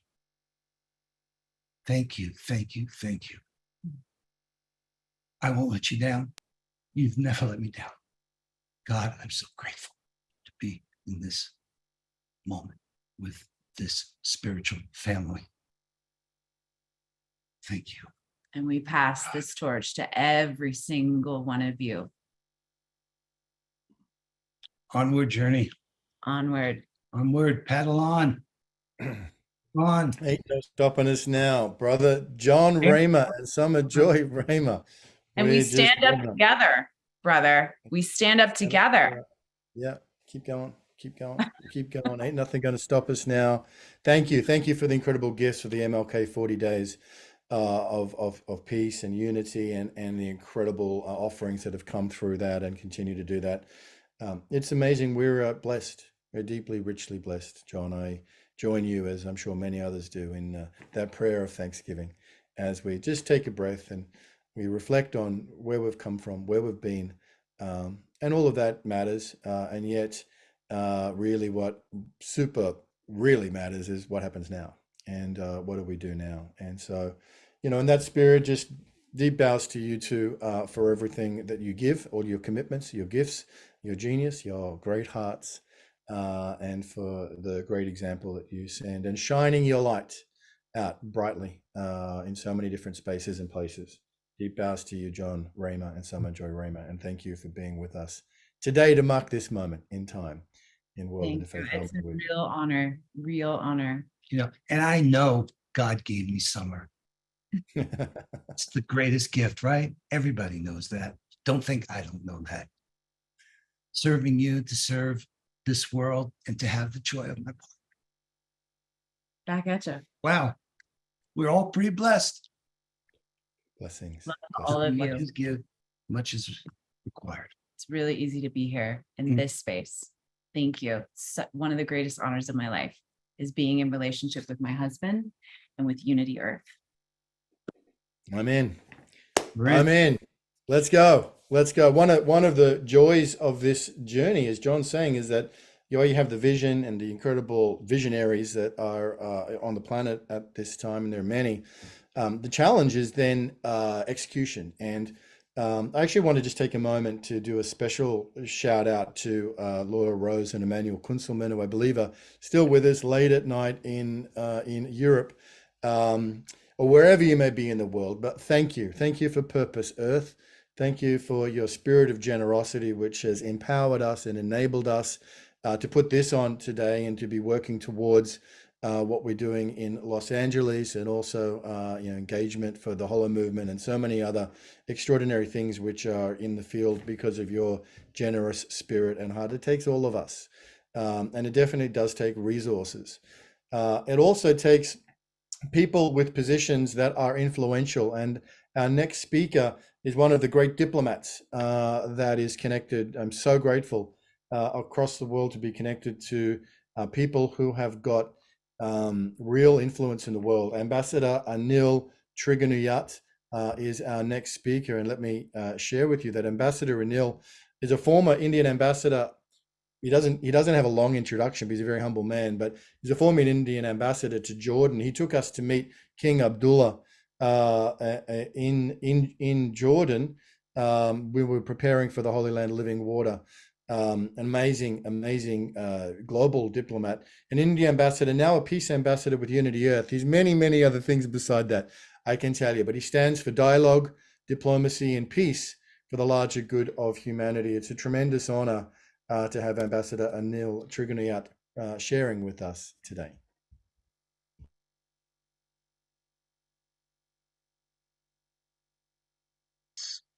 And my dear friends from all across the world, and the Unity Earth family.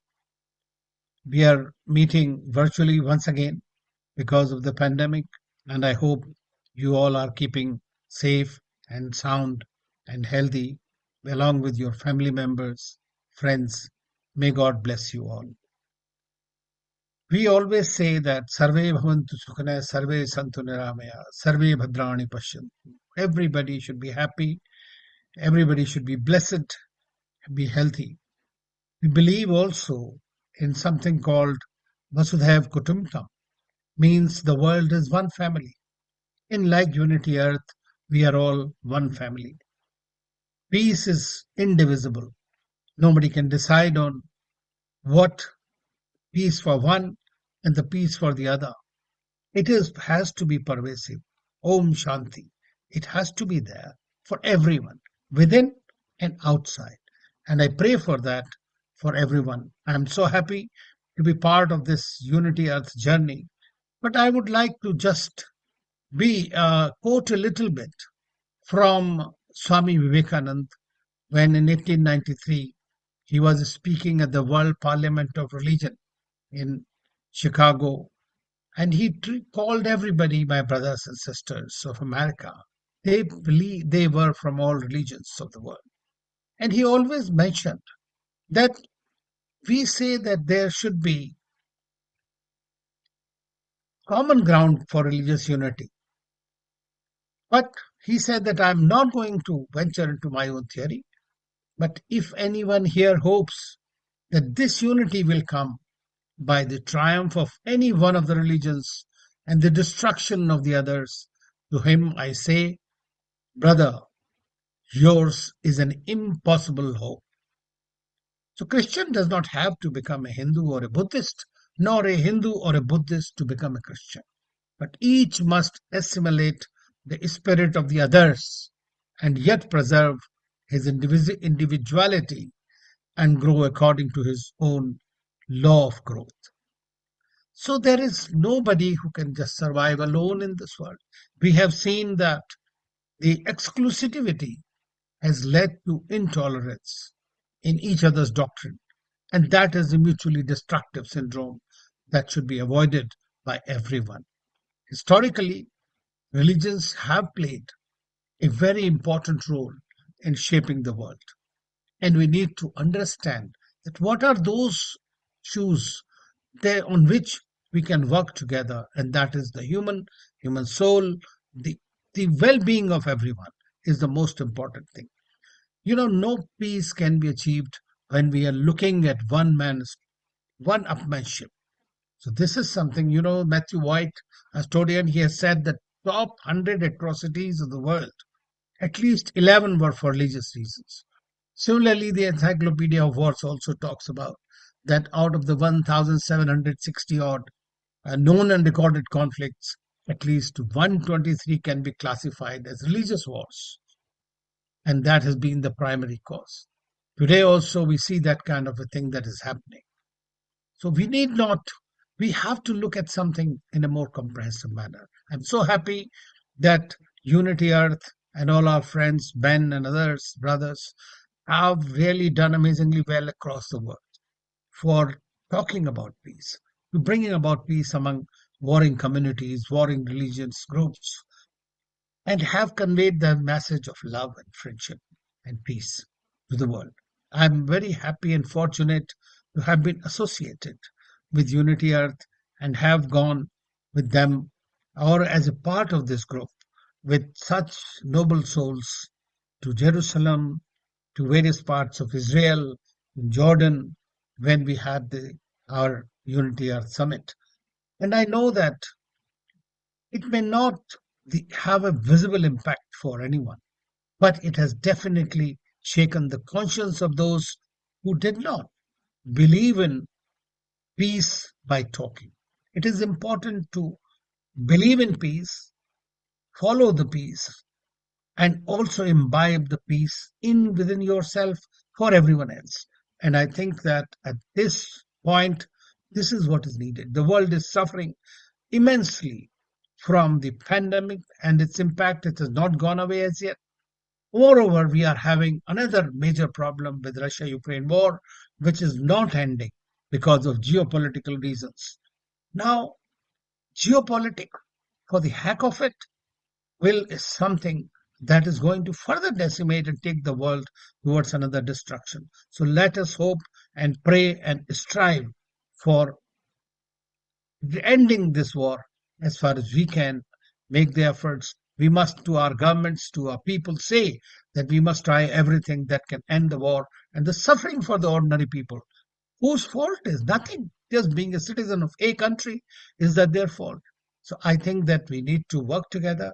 I wish I could be with you present in LA, but unfortunately right now the travel is a bit restricted. So I wish you all the very best and more success, more peace, and more visibility to our organization, to and all our friends. And I am there, and the God is there for everyone to bless you and help you in your cause and our cause for peace among religions, among ourselves, and whether it is atheist, or anyone. God and peace is for everyone. Namaste.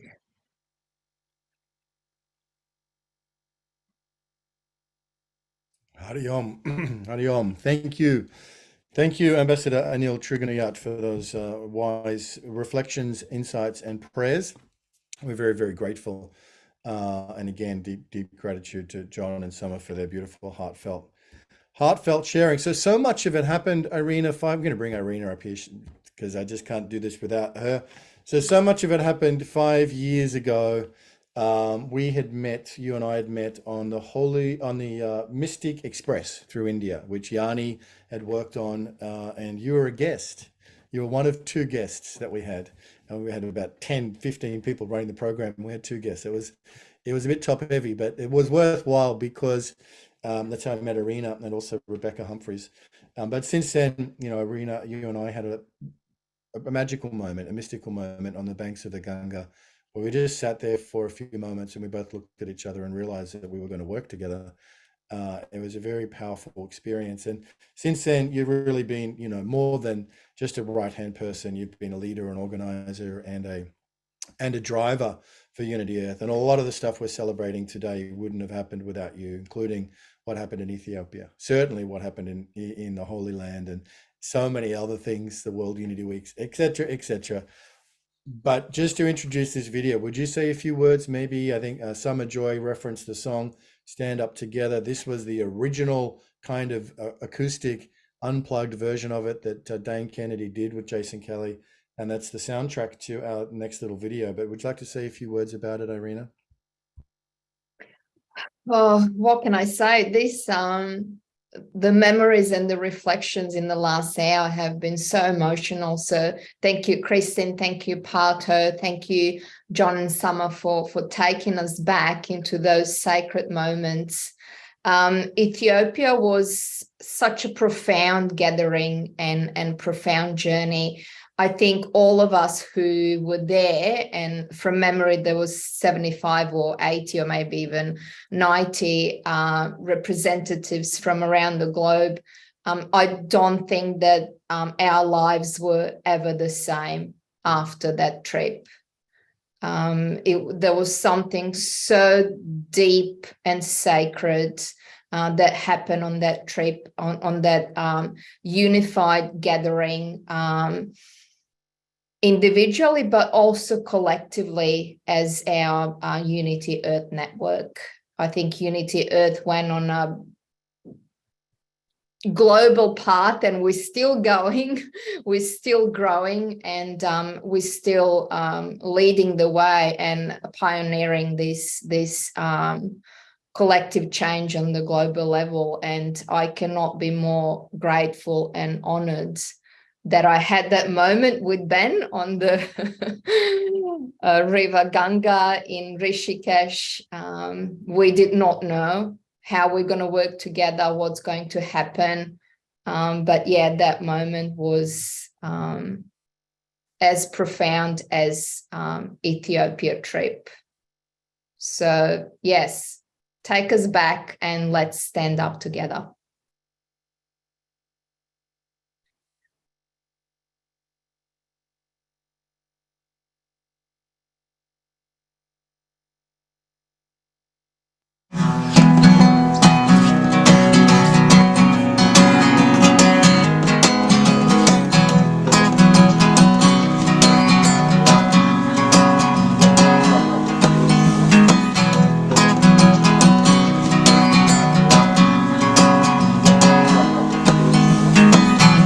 I can hear the calling, and they write to me their song.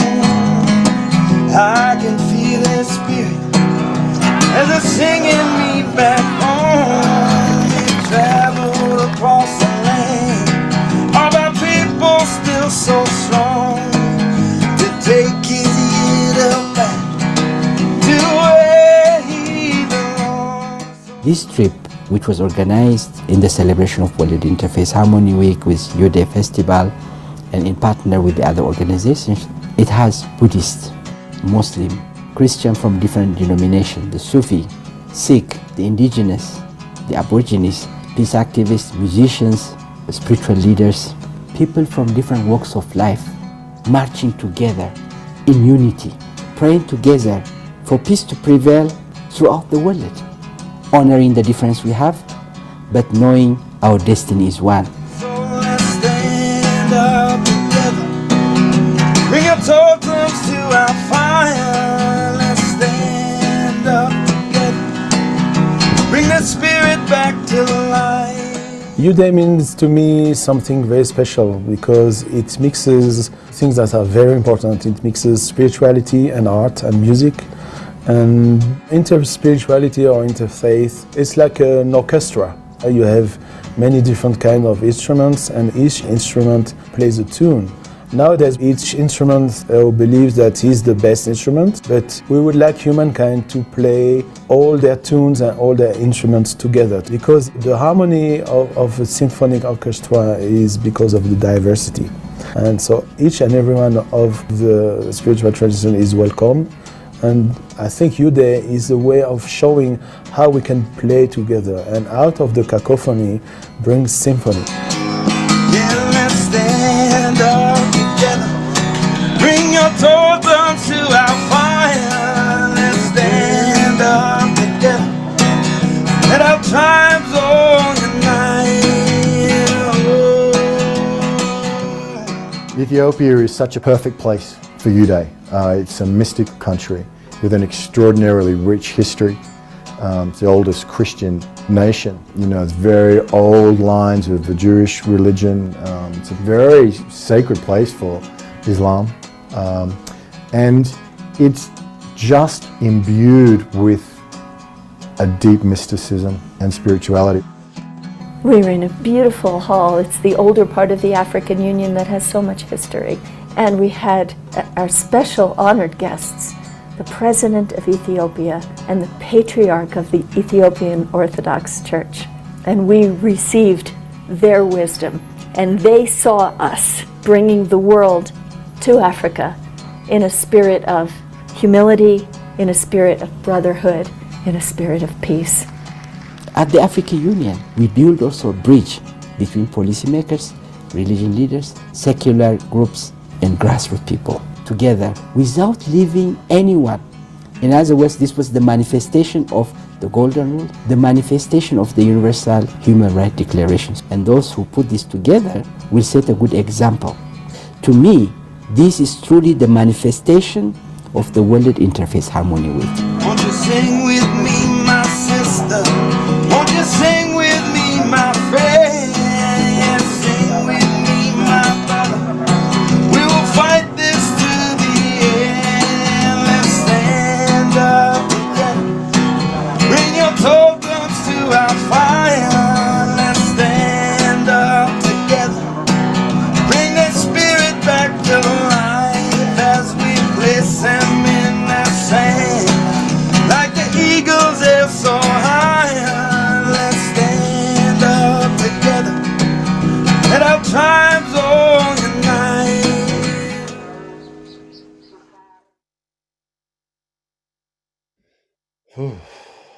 Wow, what a trip! I mean, that venue that you saw at the last slide there, where we did the convergence of fire ceremony. I mean, you couldn't make this stuff up. As John said, we have to remind ourselves that it's real. It was so extraordinary. Wow, thank you for everyone who contributed to that. We're going to be hearing from Ambassador Musi in a few moments. And really, Ambassador Musi's co-creation in the UDA Ethiopia was vast and profound. The access we had to Lalibela, getting the president of the country, getting the patriarch of the Ethiopian Orthodox Church. I mean, wow, it was just something absolutely incredible. And then the trip down to Shashamane, Pato playing in Shashamane, there was so many extraordinary, as Irina, so beautifully said, so many extraordinary moments. One of the artists it was a real joy to have with us is our next speaker by video, and she's also someone who's joining us in LA on March 28th as the journey continues. But this, of course, is Dr. Lila June Johnson, is an Indigenous musician, author, and community organizer of the Diné Navajo. Sorry, I can't say that very well. Chain and European lineages. Her multi-genre presentation style has engaged audience across the globe towards personal, collective, and ecological healing. She's amazing. Oh my gosh, she just completed her PhD not long ago. She's an incredible hip hop artist. We're truly blessed to have been on the journey with her and to be going to the LA Convergence in a few weeks with the wonderful and amazing Lila June Johnson.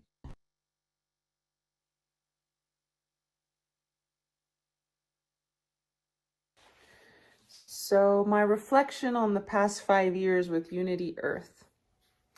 Well, I think probably the most memorable time, I mean, there were many, but was working with folks in Lalibela in Ethiopia, and praying for their community, because we were at the airport and I was frankly, I was a little concerned. You know, we're a lot of people from rich countries going into Lalibela where people are suffering.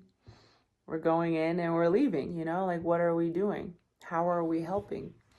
And I think it was a really powerful thing when we all got together in the airport and prayed for the people, for the rains to come. You know, they were having a drought, for, you know, just whatever their hearts desired. And who knows what the people needed in Lalibela at that time, but just wanting to pray for them.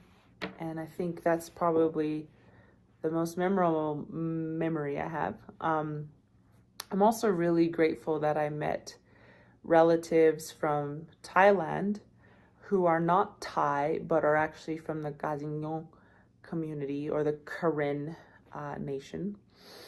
And I was grateful to learn of them because as Native American people, a lot of our tribes, if you translate the name, it means the people. And one of my elders once told me, your people are all people who call themselves the people, which I thought was cool. It's like, okay, so I got to help all Native nations around the US and Canada and Mexico, because a lot of us are called the people. But then when I met the Gazignong people in Ethiopia with Unity Earth, the brother told me, he said, I said, well, what does Gazignong mean? He said, it means the people. And it was a really important moment for me because it blew open my horizons of like, no, you're not just going to serve Native people in the US, you're going to serve Native people worldwide. And it started to seed this consciousness within me of global indigeneity. And it started to broaden the boundaries around which I defined who is indigenous. And this brother from Thailand, he said, you know,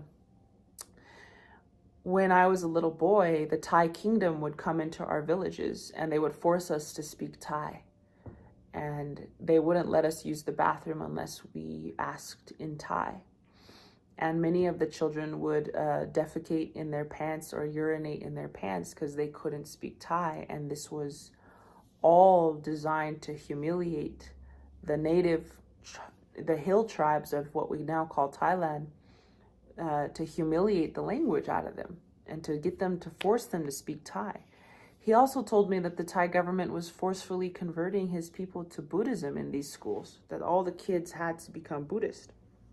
And as you can imagine, this was a huge wake-up call for me of like, wow, what the American government did to my people is almost like exactly to the T what the Thai government is doing to his people. And it just goes to show how universal this process of colonization is, and how it's like different contexts, but it's the same playbook. And I never would have had this understanding if I hadn't had gone to Ethiopia with the Unity Earth family and learned these things. And of course, you know, Phil Lane is there. So of course it's going to be an interesting time to have Phil Lane there to teach me, to mentor me as a Dakota elder Chickasaw elder. And that's obviously high on the memory. Favorite memories list of just being around Phil Lane Jr. and I love you, Dekshi. And just feeling his warmth and his mentorship and his kindness. So those are some of the things that really stick out to me. And I think as I learned about the Thai kingdom and what they were doing to the native nations in the surrounding forests, I actually got to include that in some of my academic writings, really digging into like, why did Siam want to destroy these native nations all around them? Why did the Thai kingdom do this? How did this happen in other places with the Japanese and the Koreans that forced them to speak Japanese? I mean, it's important for us to depersonalize our stories and see how this playbook is so cheap and it's so flimsy, and yet they keep playing these cards all around the world. We keep doing it to each other. If you're not civilized, I am. Therefore, I have a right to conquer you. And it really just universalized this civilized versus uncivilized binary that has been used time and time. It's still being used. Like, oh, you don't have an Apple Watch? You're not as good as me, And why are we defining civilization as those who have Apple Watches instead of defining civilization as those who care for those around them? And I think until we make that switch, we're screwed. I don't think we're ever going to get out of this, but I think we will get out of this very soon because we'll have no choice. We'll be forced to care for each other. We'll be forced to give up our Apple Watches. We'll be forced to redefine civilization just due to the nature of the collapse of this current civilization. So, but until we do that, I don't think we're really going to make that core switch that we need to make. So I thank Unity Earth for catalyzing a lot of these thoughts for me, and I'm sure a lot of thoughts for a lot of people. So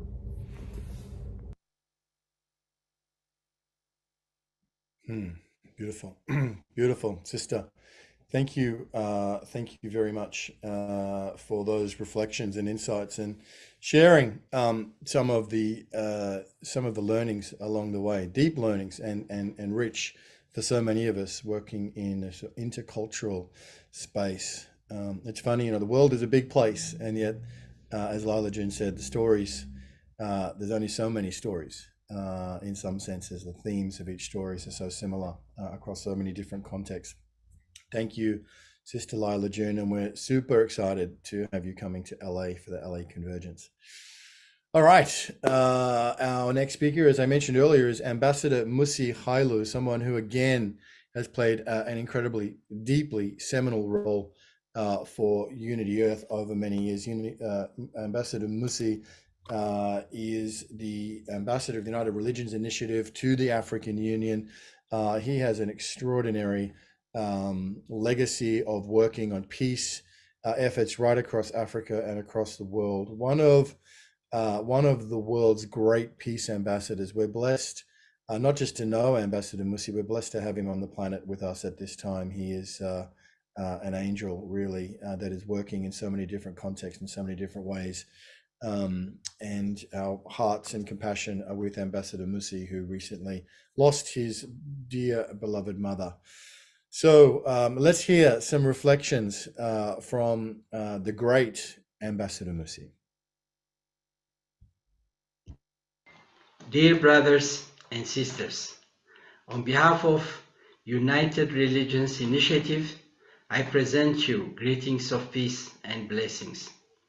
It is my great pleasure and honor to join you for the celebration of the World Interfaith Harmony Week. As you may know, the General Assembly of the United Nations adopted a resolution in 2010 and proclaimed every year the first week of February to be celebrated and commemorated as World Interfaith Harmony Week. In proclaiming this observance, the United Nations General Assembly encourages all of us to use the first week of February to spread the message of interfaith harmony and goodwill in the world's church, mosque, synagogue, temple, and other places of worship, based on love of God and love of one's neighbor, or on love of the good and love of one's neighbor, each according to their own religious tradition or convictions.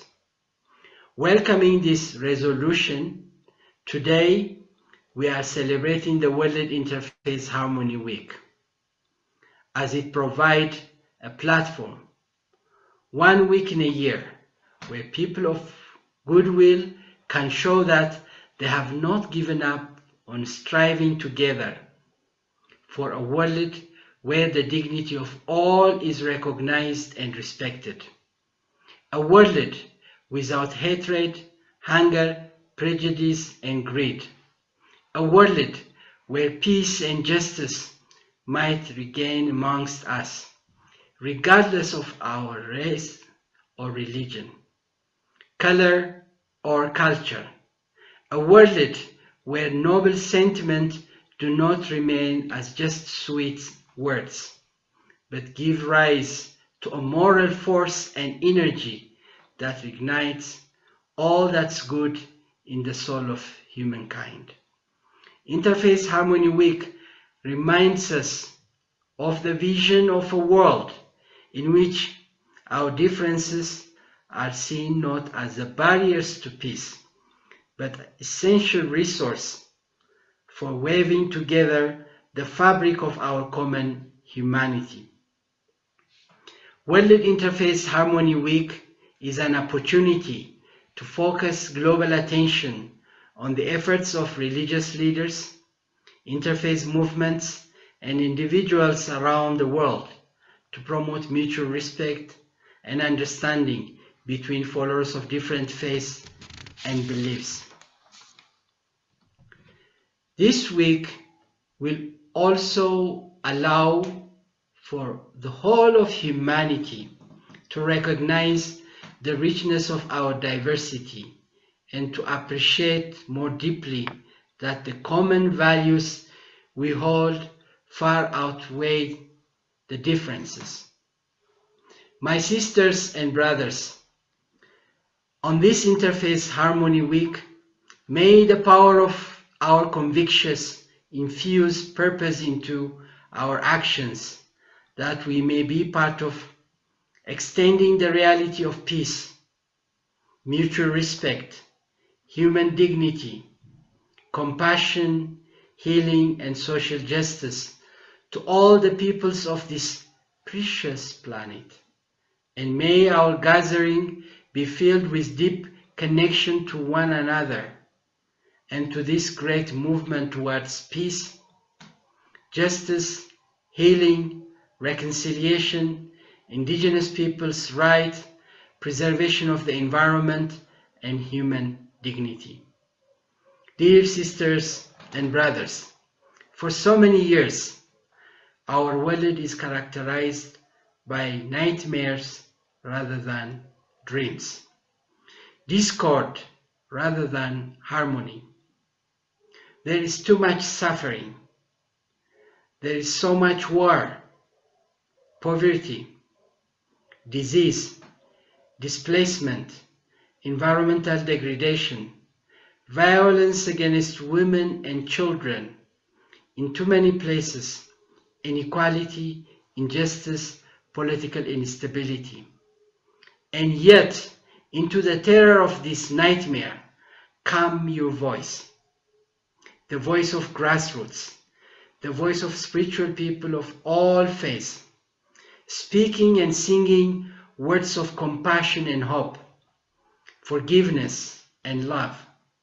Moral people who can imagine a world with no poverty, no hunger, accessible health care, quality education, gender equality, clean water, a world where the vision of peace and justice is no longer a distant dream, but a reality in the life of our children and children's children. Respect for diversity and peaceful dialogue are essential if the human family is to cooperate globally to face shared threats and seize common opportunities. Therefore, it is very important for states, religious leaders, elders, civil society, musicians, artists, and people from different walks of life to work together in partnership to build trust among communities and individuals based on the teaching of the Golden Rule, which says, treat others the way you want to be treated. Let us be the embodiment of the teaching of the Golden Rule and live and act accordingly. Let us be the positive change we want to see in the world. May peace prevail in our mind. May peace prevail in our heart. May peace prevail in our family. May peace prevail in our neighbors. May peace prevail in our respective countries. May peace prevail on earth.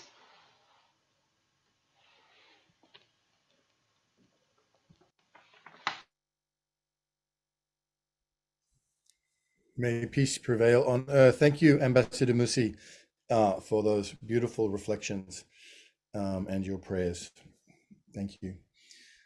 We are going to hear now from a slam poet. I'm going to do an introduction here. And this is in the spirit a little bit while we're in the symposium for the last 30 minutes today and for all of tomorrow. We're going to be looking ahead to the visions for a new earth. And after these incredible reflections and these prayers and this time of taking stock, I suppose, of the journey so far, we're going to be looking ahead to what are these intercultural, intergenerational, collective community visions for a new earth, for a healed, whole, and transformed planetary society. But in doing that, of course, we also need to be real about where we are. And I think you heard that from some of what Lila June was sharing, and certainly from some of Ambassador Musi's introduction.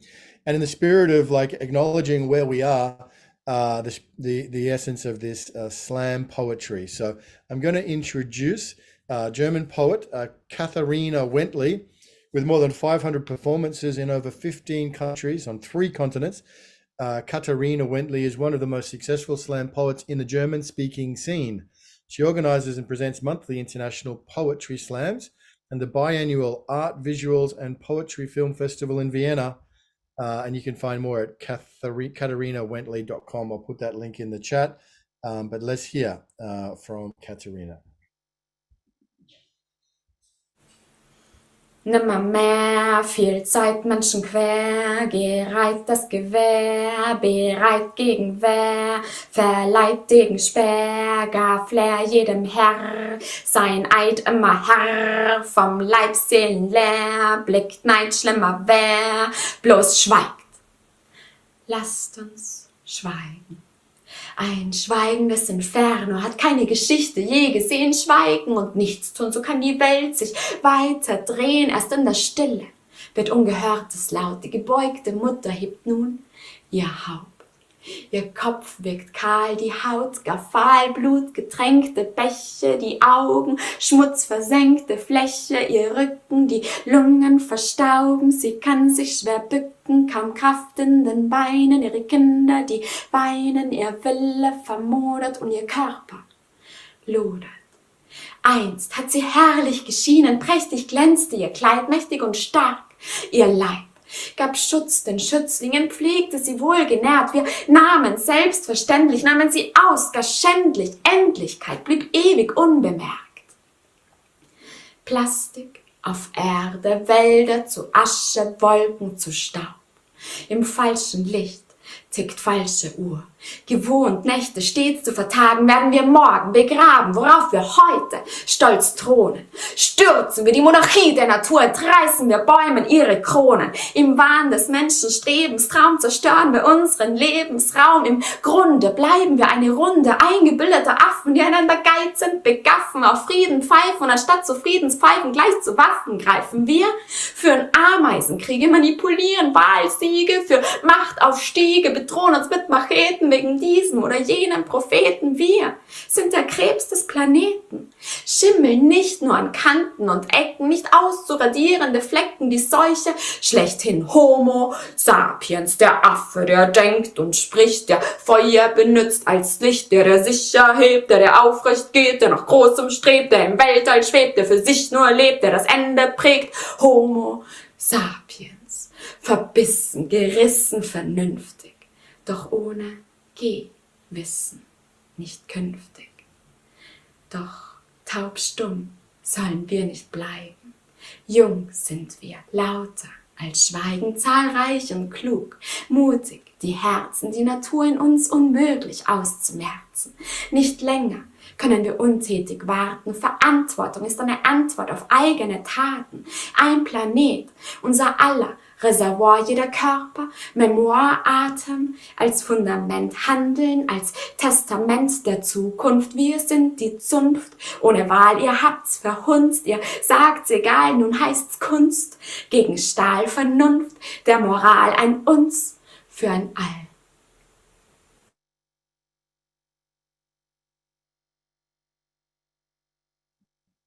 Thank you so much, Katharina, and thank you, Lawrence Singer from the Poetry Slam for Peace, who Katharina actually sent that in, dedicated that piece to the Unity Earth Symposium, and we have a number of other entries as well, which we'll be using, through this period of time.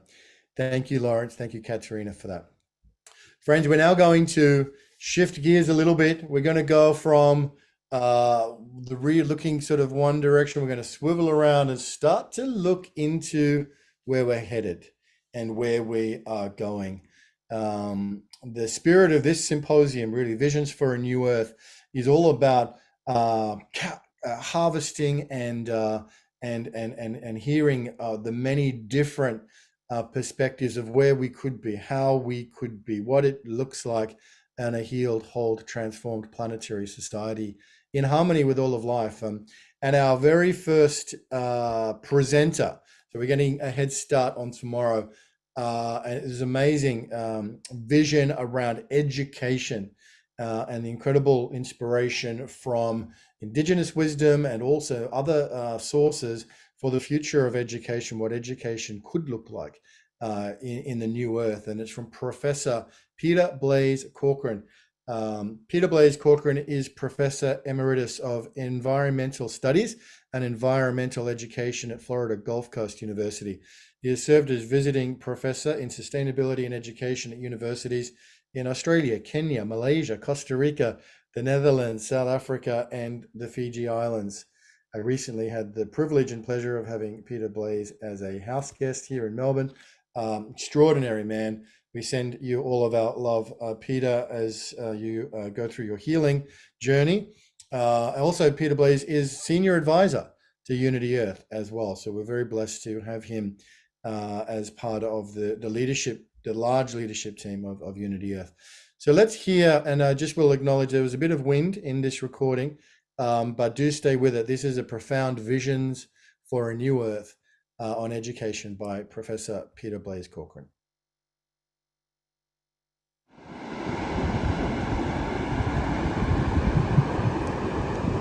Good evening, good morning, wherever you are on this good earth. I speak to you today from Wilson's Promontory in what is now Gippsland, Victoria, on the south coast of Australia. And I acknowledge past, present, and emerging leaders of this Aboriginal Bunurong country. I've been privileged to spend the last 3 months as a professor of environmental and sustainability education. And it is education of which I wish to speak today. My question has been, what kind and quality of education supports the prophetic imagination needed to fulfill a vision of a new earth? My own view is that much of what characterizes the old earth is just fine. I think of my remarks as a modest new vision for our old earth. I begin with Indigenous wisdom. in spite of the devastating effects of global colonialism, many indigenous peoples have successfully kept their ancestral practices, cosmologies, and philosophies. These ancient bases of wisdom are collectively known as life originating principles. Through them, we interact with the spiritual, the sacred, with the natural material, and with other cultures. These life originating principles have great value as we imagine education for a new earth. Here, on this continent, we have the oldest continuous expressions of human spirituality. Unity Earth has as an inspiration the discovery by Mungo Man and Mungo Lady of Jimbola, Joan's husband and Ben's father. It's part of what informs Unity Earth's vision of respect for indigenous wisdom and our tradition of listening to country. This was witnessed in our return to country of Mungo Man's remains with the support of Unity Earth in 2017. It's the work of Unity Earth to strengthen and sustain this ancient wisdom and traditional spiritual practices that preserve the sacred balance of Earth. We know a great deal about the patterns of sustainable living, of continuous spiritual ecology, of systems of adaptation through this transfer of local and traditional knowledge on this vast continent. What else can fire our prophetic imagination? A sense of place and a sense of wonder characterize effective education. The power of wonder to evoke reverence for the mystery of our being is a grounding for education for a new earth. This awe, this wonderment given to us by the beauty of earth is a critical foundation for the creative imagination and of the prophetic imagination. We need this imagination to envision a new earth of healthy natural systems that support life on earth as we have known it. Wonder energizes, informs, and inspires us, and it embeds us in the world. Part of education for a new earth is setting the cosmological context in which learning takes place. We belong to a larger universe. If we take this as a tenet of education, we can shift the learner's view from the individual to the larger living earth. And in this way, we can teach universal responsibility, and we can teach larger circles of identity and relationship. Understanding one's place in the vast evolving universe is inspiring. Education in this context of continuous regeneration of creation is life affirming. In this project of developing a philosophy and pedagogy for education for a new earth, I valorize the deep ethical discourse that underpins the Earth Charter. Although it's not written explicitly for education, but rather as an ethical framework for an interconnected, ecologically sustainable future, the Earth Charter reminds us that fundamental changes are needed in our values, institutions, and ways of living. I want to recognize that these ideals of democracy and nonviolence and peace, social economic justice, ecological integrity are maybe not achievable, but they are like stars that help us navigate our journey, and we need such a vision. I believe world-affirming spirituality is needed to live and learn as part of a larger vision, despite the chaos and the challenges we now face. I want to recognize that education is a necessary process in moving toward conscious evolution. Democratic, transformative education is a necessary aspect of creating a new earth. If we think of sustainability and resurgence as the meta-narratives of our time, we're called upon to reimagine the institutions such that they allow for transformative learning. There's much that I could say about the state of the old earth and the anthropogenic changes that threaten all forms of life as we've known them and as they've evolved. But I will only say that the antidote to climate anxiety and despair is action. Action taking is essential to a philosophy of education based on hope. Allow me finally to speak of love. At the heart of education for the prophetic imagination, we find love. Love for earth. And as Buddhist theologian Joanna Macy has reminded us, this love is unconditional. Our love for earth cannot be based on her condition. We do not love our mother less because she is ill, because her systems are compromised. One of the aspects of my work in Australia at University of the Sunshine Coast is that the university has a special relationship with Gari, also known as Fraser Island. Fraser Island is a gorgeous, protected island World Heritage Site. It's the country of the Bachelor people. It has glens, lakes, and virgin forests, and a 100-mile beach. And with their permission, I'd like to share a love story for Earth. It's the story of the creation of Gari. Gari was a great helper in the creation of the earth, and she helped Yandinge make the seashores, the mountain ranges, the lakes, and the rivers. Princess Gari enjoyed her work very much, and she worked tirelessly to create natural beauty. And one day, Yandinge was concerned, and he said to Gari, "You'd better rest. Otherwise, you'll be too tired to continue our work. There's some rocks over here in the sea.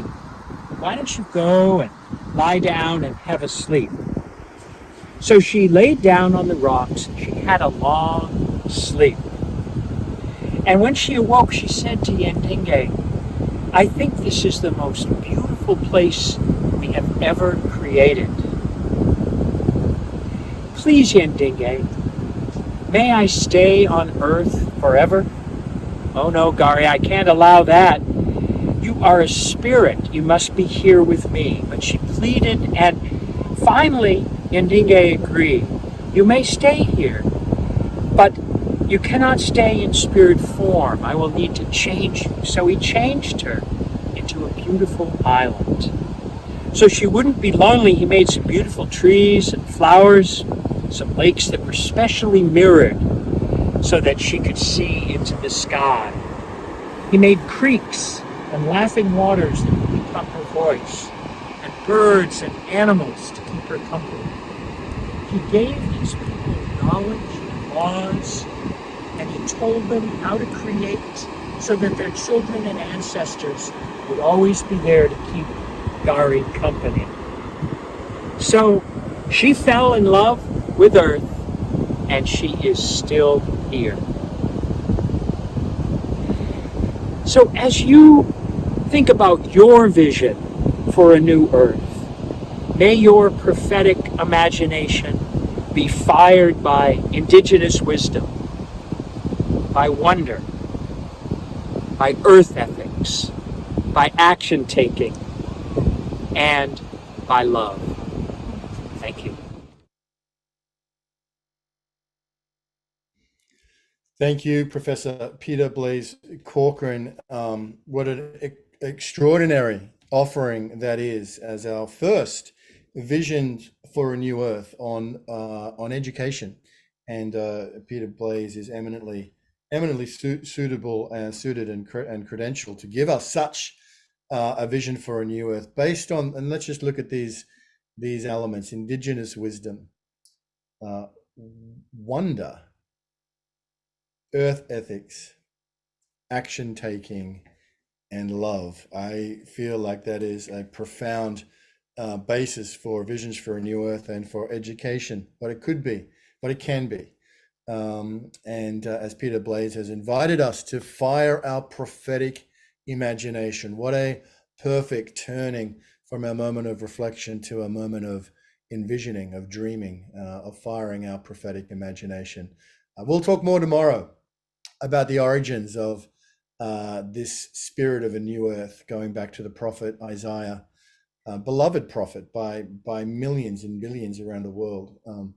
And we'll talk a little more about his original vision of new heavens and a new earth, and all the different ways it's been used over 3 millennia until now, until we get to meet it in our own way individually. But I think this is an extraordinary opportunity to fire our prophetic imagination together collectively.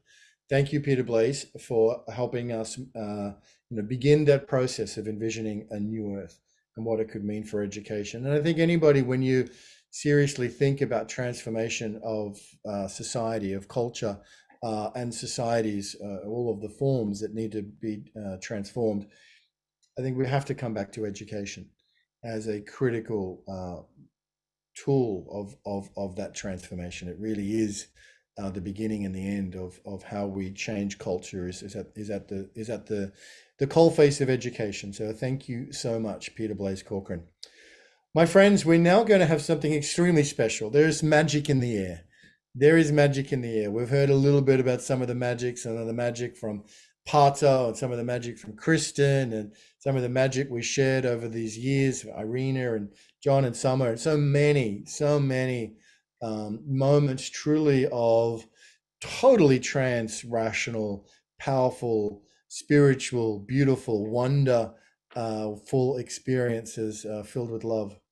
This next one is from Jan Golding, and what makes this so special, this will be our last sharing for today. We'll keep the room open for a little bit for those who may want to offer something, but this is our last official part, and then I'll make some reflections as well. But what makes this so amazing is that back in October, before we'd even announced, maybe before we'd even conceived, I'm not sure, of the Unity Earth Symposium and the theme around Visions for a New Earth, Jan Golding went on a process from Jerusalem, and I'll give Jan an introduction, but he went on a process of his own inner discovery and created a piece of content which he called A Vision for a New Earth. And Jan has recorded it, and we're going to listen to it today. A beautiful, imaginative, talking about firing the prophetic imagination, as Peter Blaise has invited us all to do. Let me introduce Jan. So Jan Golding, for over 20 years, Jan has been researching and engaging in the fields of conscious, personal, and cultural evolution. In 2003, he co-founded an eco-village in South Africa, where he lived and worked for 8 years. He's currently co-stewarding Together in Creation, Codes for a Healthy Earth, 7 Days of Rest, and diverse related initiatives.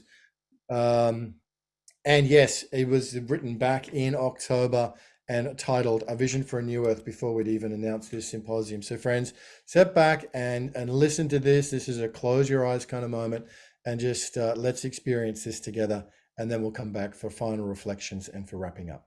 Thank you.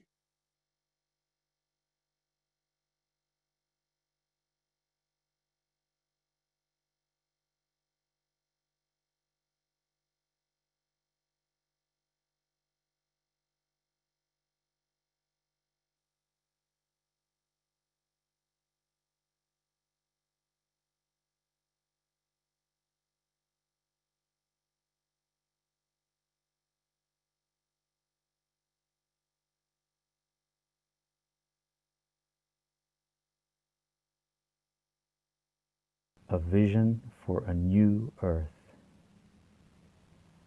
The miracle of creation is loved and celebrated by all. We have learned to live in a sacred way that reveres, protects, and nourishes all life. In conscious co-creation with nature, our biosphere thrives and diversity flourishes. All pollution, toxicity, and genetic tampering has been cleansed from the lands, waters, skies, the animals, the plants, our foods, our bodies, and our minds. Lush forests providing abundant food for all the earth's creatures cover much of the land. Deserts have almost disappeared completely. Most animal and insect populations are now restored to pre-colonial times. All rivers and streams are drinkable and run crystal clear, brimming with fish. The soil is rich, fertile, and teeming with life. The air is pristine and fragrant from vast meadows of wild flowers. The weather is rarely extreme, and seasonal cycles have returned to their natural balance. Since the Great Unification, all artificial boundaries and borders have steadily faded away, reflecting our one immensely diverse and undivided human family.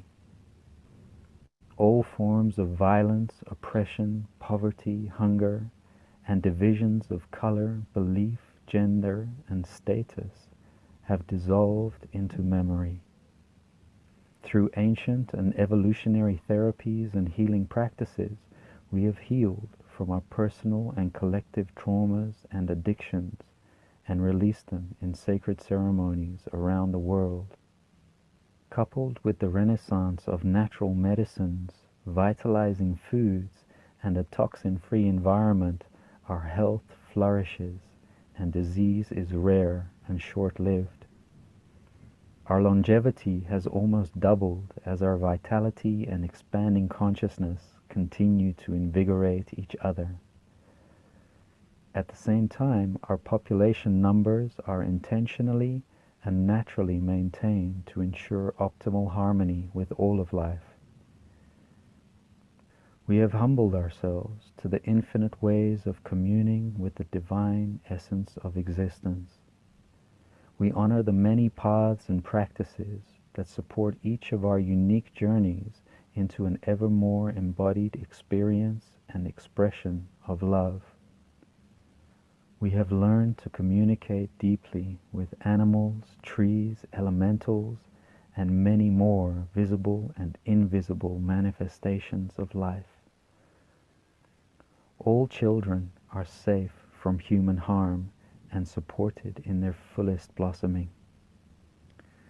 All elders are cherished as active wisdom keepers in every community.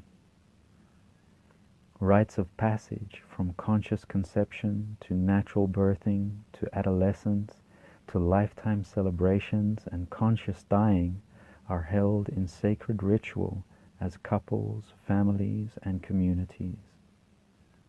From childhood, every human being is supported to discover and manifest their unique passions, purpose, and potential. As a synergistic society, we are naturally guided through our ever-changing roles within the whole, contributing to the flourishing of all life with ever-evolving ease and grace. Most people have chosen to live in clusters of nearby villages that are thoughtfully integrated into the natural environment.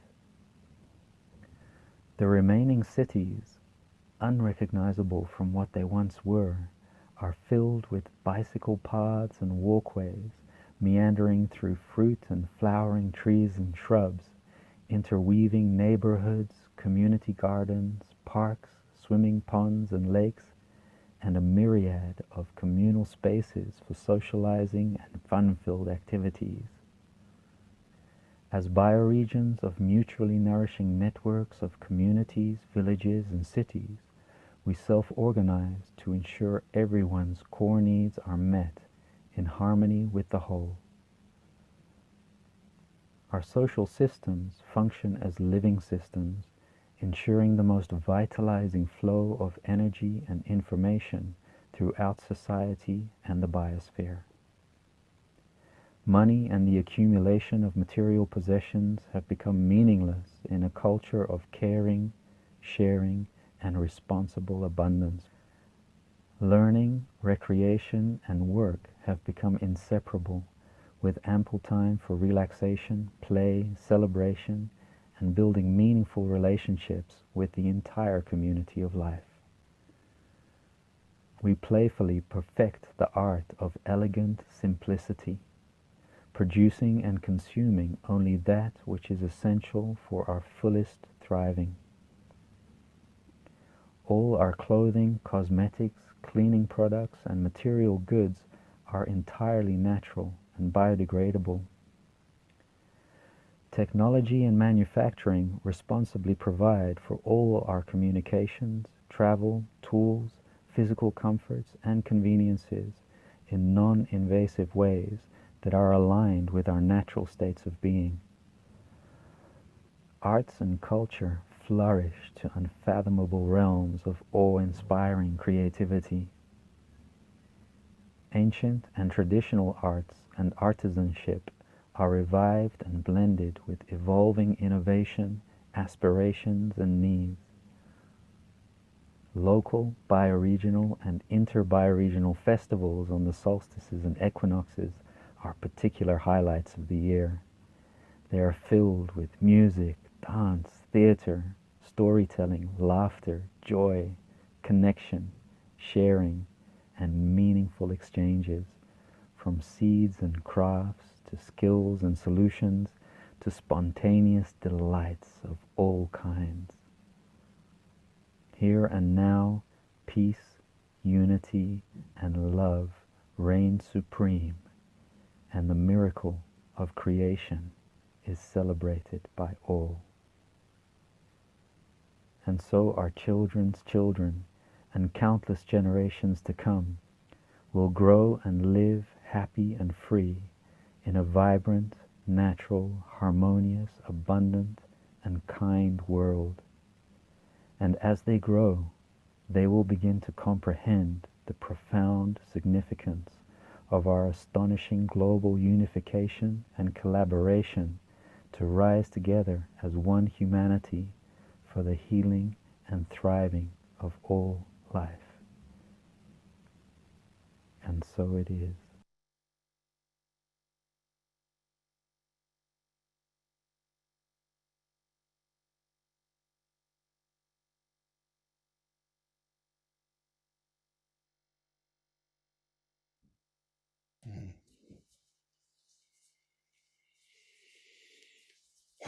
Thank you.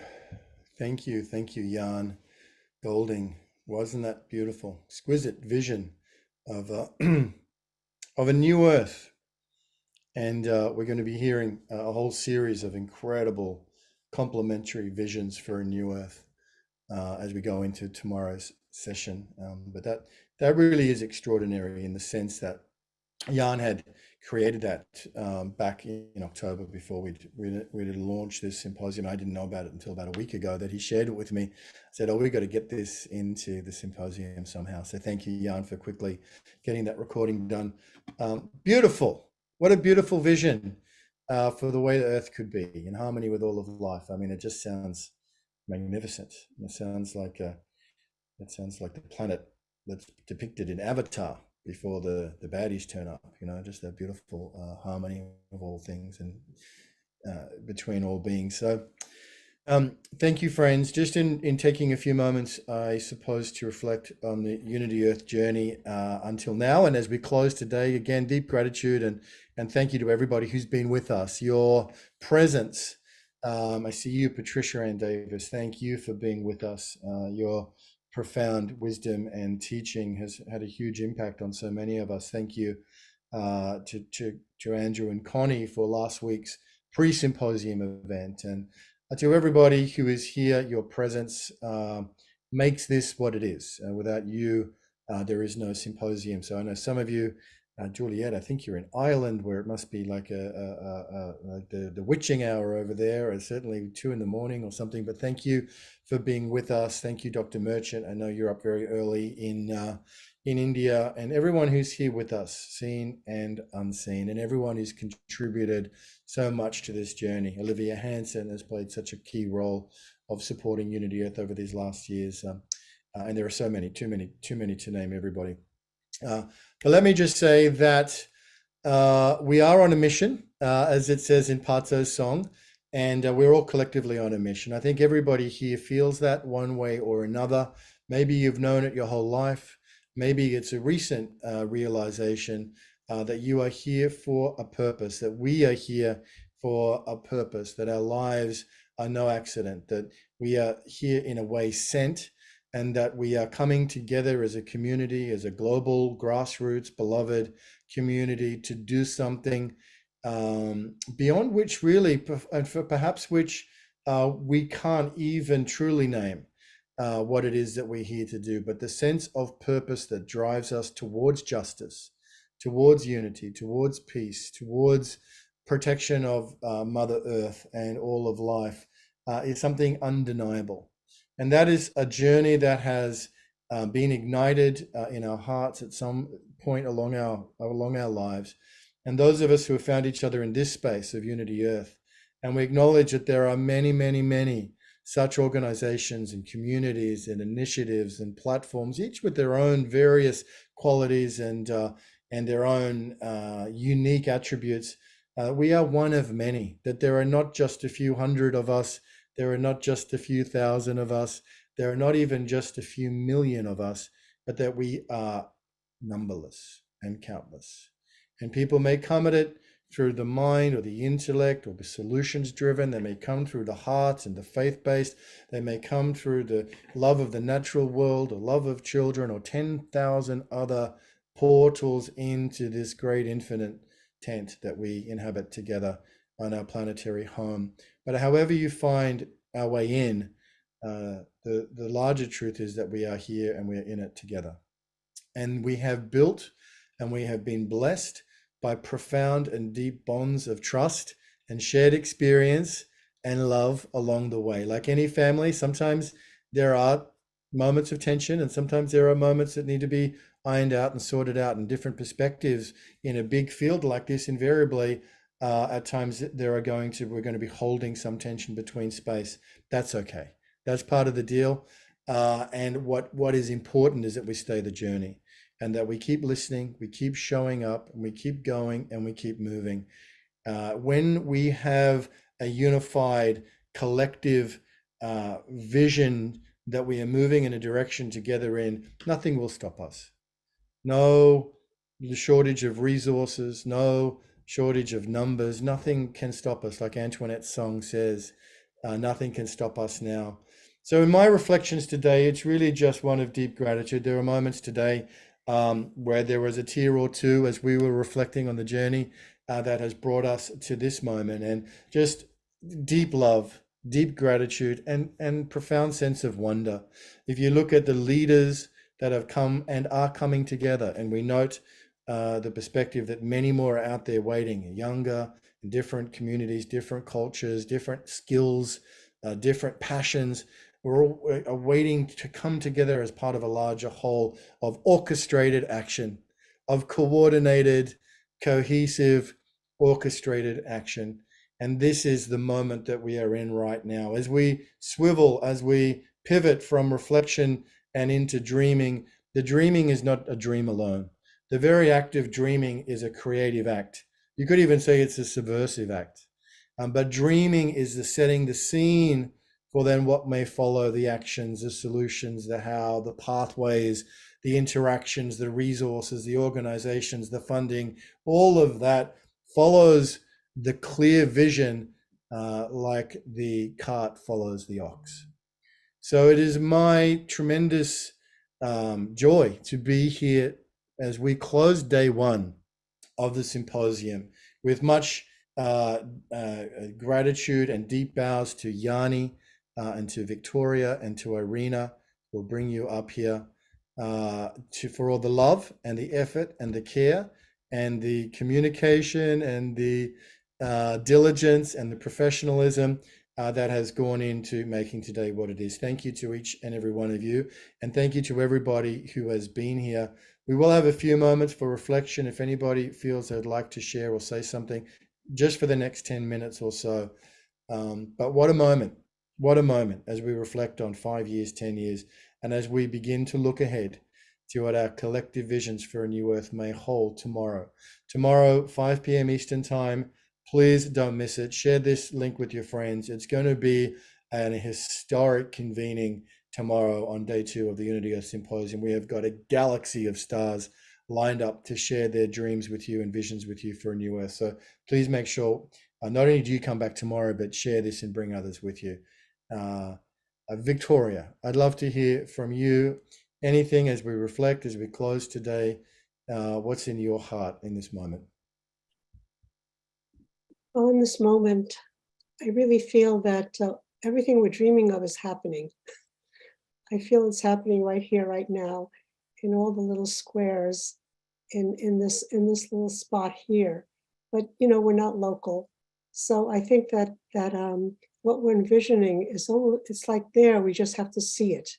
We have to recognize that it is actually happening right in front of us, because that's how I feel right now. I feel like it is happening in front of us. Amen, amen, amen. And Yanni Maniatis, such a beautiful session today, those incredible interfaith prayers. We are so richly blessed by the global spiritual leaders that participated in today's event. What are your reflections as we close day 1, Yanni?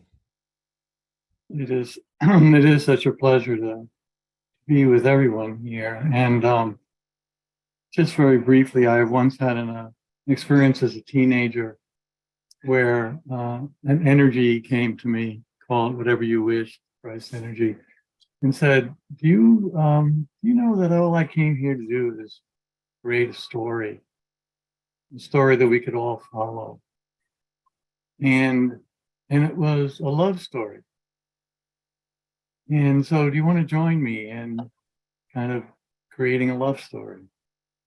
And so since I've been a teenager, it's been gravitating to people who also want to do that, who also want to just add to that story, and then to live that story, and to share that story and pass it on. So that's why I'm here, and very grateful to be here with all of you. That's beautiful. It's a love story, indeed. Indeed, indeed. Irina, what about for you as we close day 1? I agree with Victoria, and many of you have been saying the same thing in the chat. New Earth is here. It's been here. We've seen by going down the memory lane, revisiting some of our gatherings, our trips, our events, even online. This is it. We are New Earth. We are unified through our hearts. New Earth may not be televised just as yet, but it does exist. It's here. We are it.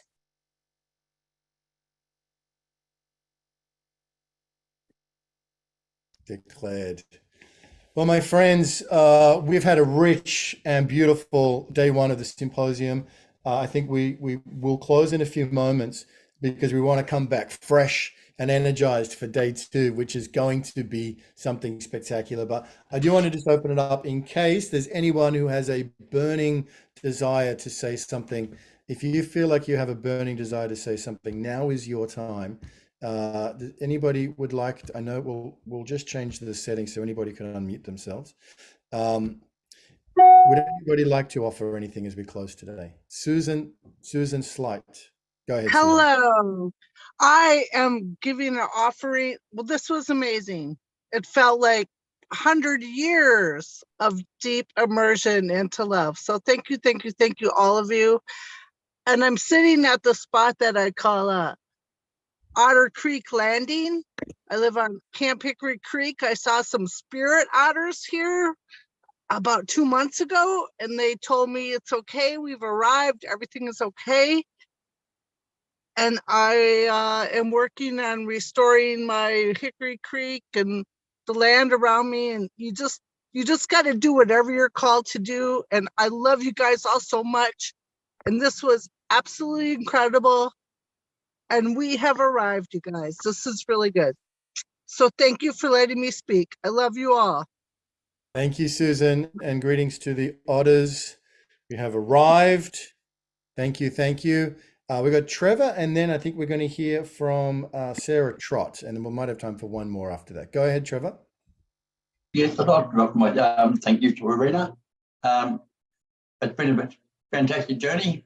Also, I sort of, the gentleman there that was down in Wilson's Promontory, I remember those rocks very, very well, and that then I seem to have a connection to that spot and that there, because I've been there quite a few times, and that there I did the walk from that's Tidal River, from there right up to the end of the lighthouse. Thank you all for coming once again, and I'll see you all tomorrow. Amazing, amazing. Thanks for saying that, Trevor. It's a very special place. It's a very, very special place, and I had the privilege of taking Peter Blaze down there a few weeks ago. Powerful energy of those Gondwana land rocks at Whiskey Bay. Very good. Thank you so much. All right. So Sarah Troy, you had your hand up as well? Yes, I did. Thank you. I apologize I was here late because unfortunately I was interviewing someone and I'm unable to be here tomorrow. But this is my platform, interviewing people like you guys that are a part of the solution in creating this new earth. It's not going to happen on its own, although the consciousness is rising and people are realizing that change is needed, but it's coming together as a chorus to understand that we are the solution, we are the creators, and only in our own divine strength can we actually change the tide. More and more people are wanting this, more and more people are waking up to it. I have the honor of interviewing many of those people, and anybody here that is on this path with beautiful solutions, I'll be delighted to interview you, because the more we get it out there, the more we make it more of the norm. And I hope to be back here when you do this again. Wonderful. Well, thank you, Sarah. So maybe the New Earth will be televised very soon, Irina, through Sarah and many others. But Sarah, thanks for sharing that. We look forward to connecting with you. And yes, the proclamation and the media and the visibility of the message. There are so many incredible aligned, powerful initiatives that are coming forward in 2023. There's the emergence of the Hollow Movement itself, and the Igniting the Hollow Movement event in Sedona just next month. There's a lot of good news to share. So the more outlets, the more platforms, the more portals which we can sing that song and shout from those mountaintops, the better. So thank you, Sarah, for offering that. Patricia Ann Davis, you were a part of my immersion into the Hollow Movement in writing a chapter for the Hollow Movement. Interviewing you was one of the privileges of that experience, and I learned so much and realized how little I knew. I guess that's part of education, is learning how little you know. But Patricia, thanks for being with us. You've got something you'd like to share. Thank you, Ben, and thank you everyone for contributing and sharing your genius gifts. 2 words in the language, in a spiritual esoteric language, 2 words for creating a new earth and building beloved community by peacemaking, which is just ille and sahakes. It's so profoundly beautiful to say the miracle power of my spiritual thinking to co-create with Creator and within creation, using my power within me to have power with others. That's how I could best say it. The other one is Nanish Shil Ille. Again, that is the miracle power of the work that I do, that I put into action. And that's all it takes. So those are the description of those 2 words that I offer to all of you at the end of the day today. Thank you. Magnificent. Thank you, Patricia Ann Davis. Thank you for your wisdom and your leadership and your profound teaching and insight and your clarity. It's a great gift for us all. Thank you for sharing that at the end of day 1. Well, friends, we're going to close. Thank you for everybody who's being with us. And to do the final prayer of day 1, I've asked Reverend Deborah Moldo to come forward.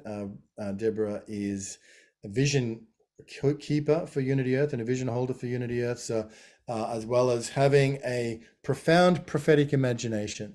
So who better, Deborah, than you to help us close day one of the symposium? Thank you, Ben and Irina and Victoria and Yanni and all of you who have created this magnificent program. When I saw that this was going to be 3.5 hours, I thought, really? Are we going to want to sit for 3.5 hours and listen to one another? But what we've been doing together as a community is we have been bathing in the energies of transformation, in the prayers, in the extraordinary music and poetry. And oh my goodness, Jan's vision that is lifting us into the energies of tomorrow, literally tomorrow for tomorrow's symposium, and also the greater tomorrow, the possibilities of a new earth for all humanity and all life. So let's just take a moment together and breathe it in. Breathe it in. Breathe in the frequencies of the new that we are co-creating together. None of us can do it alone, and who would want to? But we've seen the journey that we've been on with Unity Earth, and everybody on this call and everybody watching on Facebook or wherever you are in the world. You've come onto that caravan of unity at your stop, bringing your gifts and your energies to this extraordinary moment when humanity takes the next step into a vision of love and unity for all beings. So blessings to this beautiful community, and may each one of you, all of us, be empowered by one another, by the way we can uplift one another, and by the greater powers that hold us, that are inspiring us to take this evolutionary leap as one. Blessings.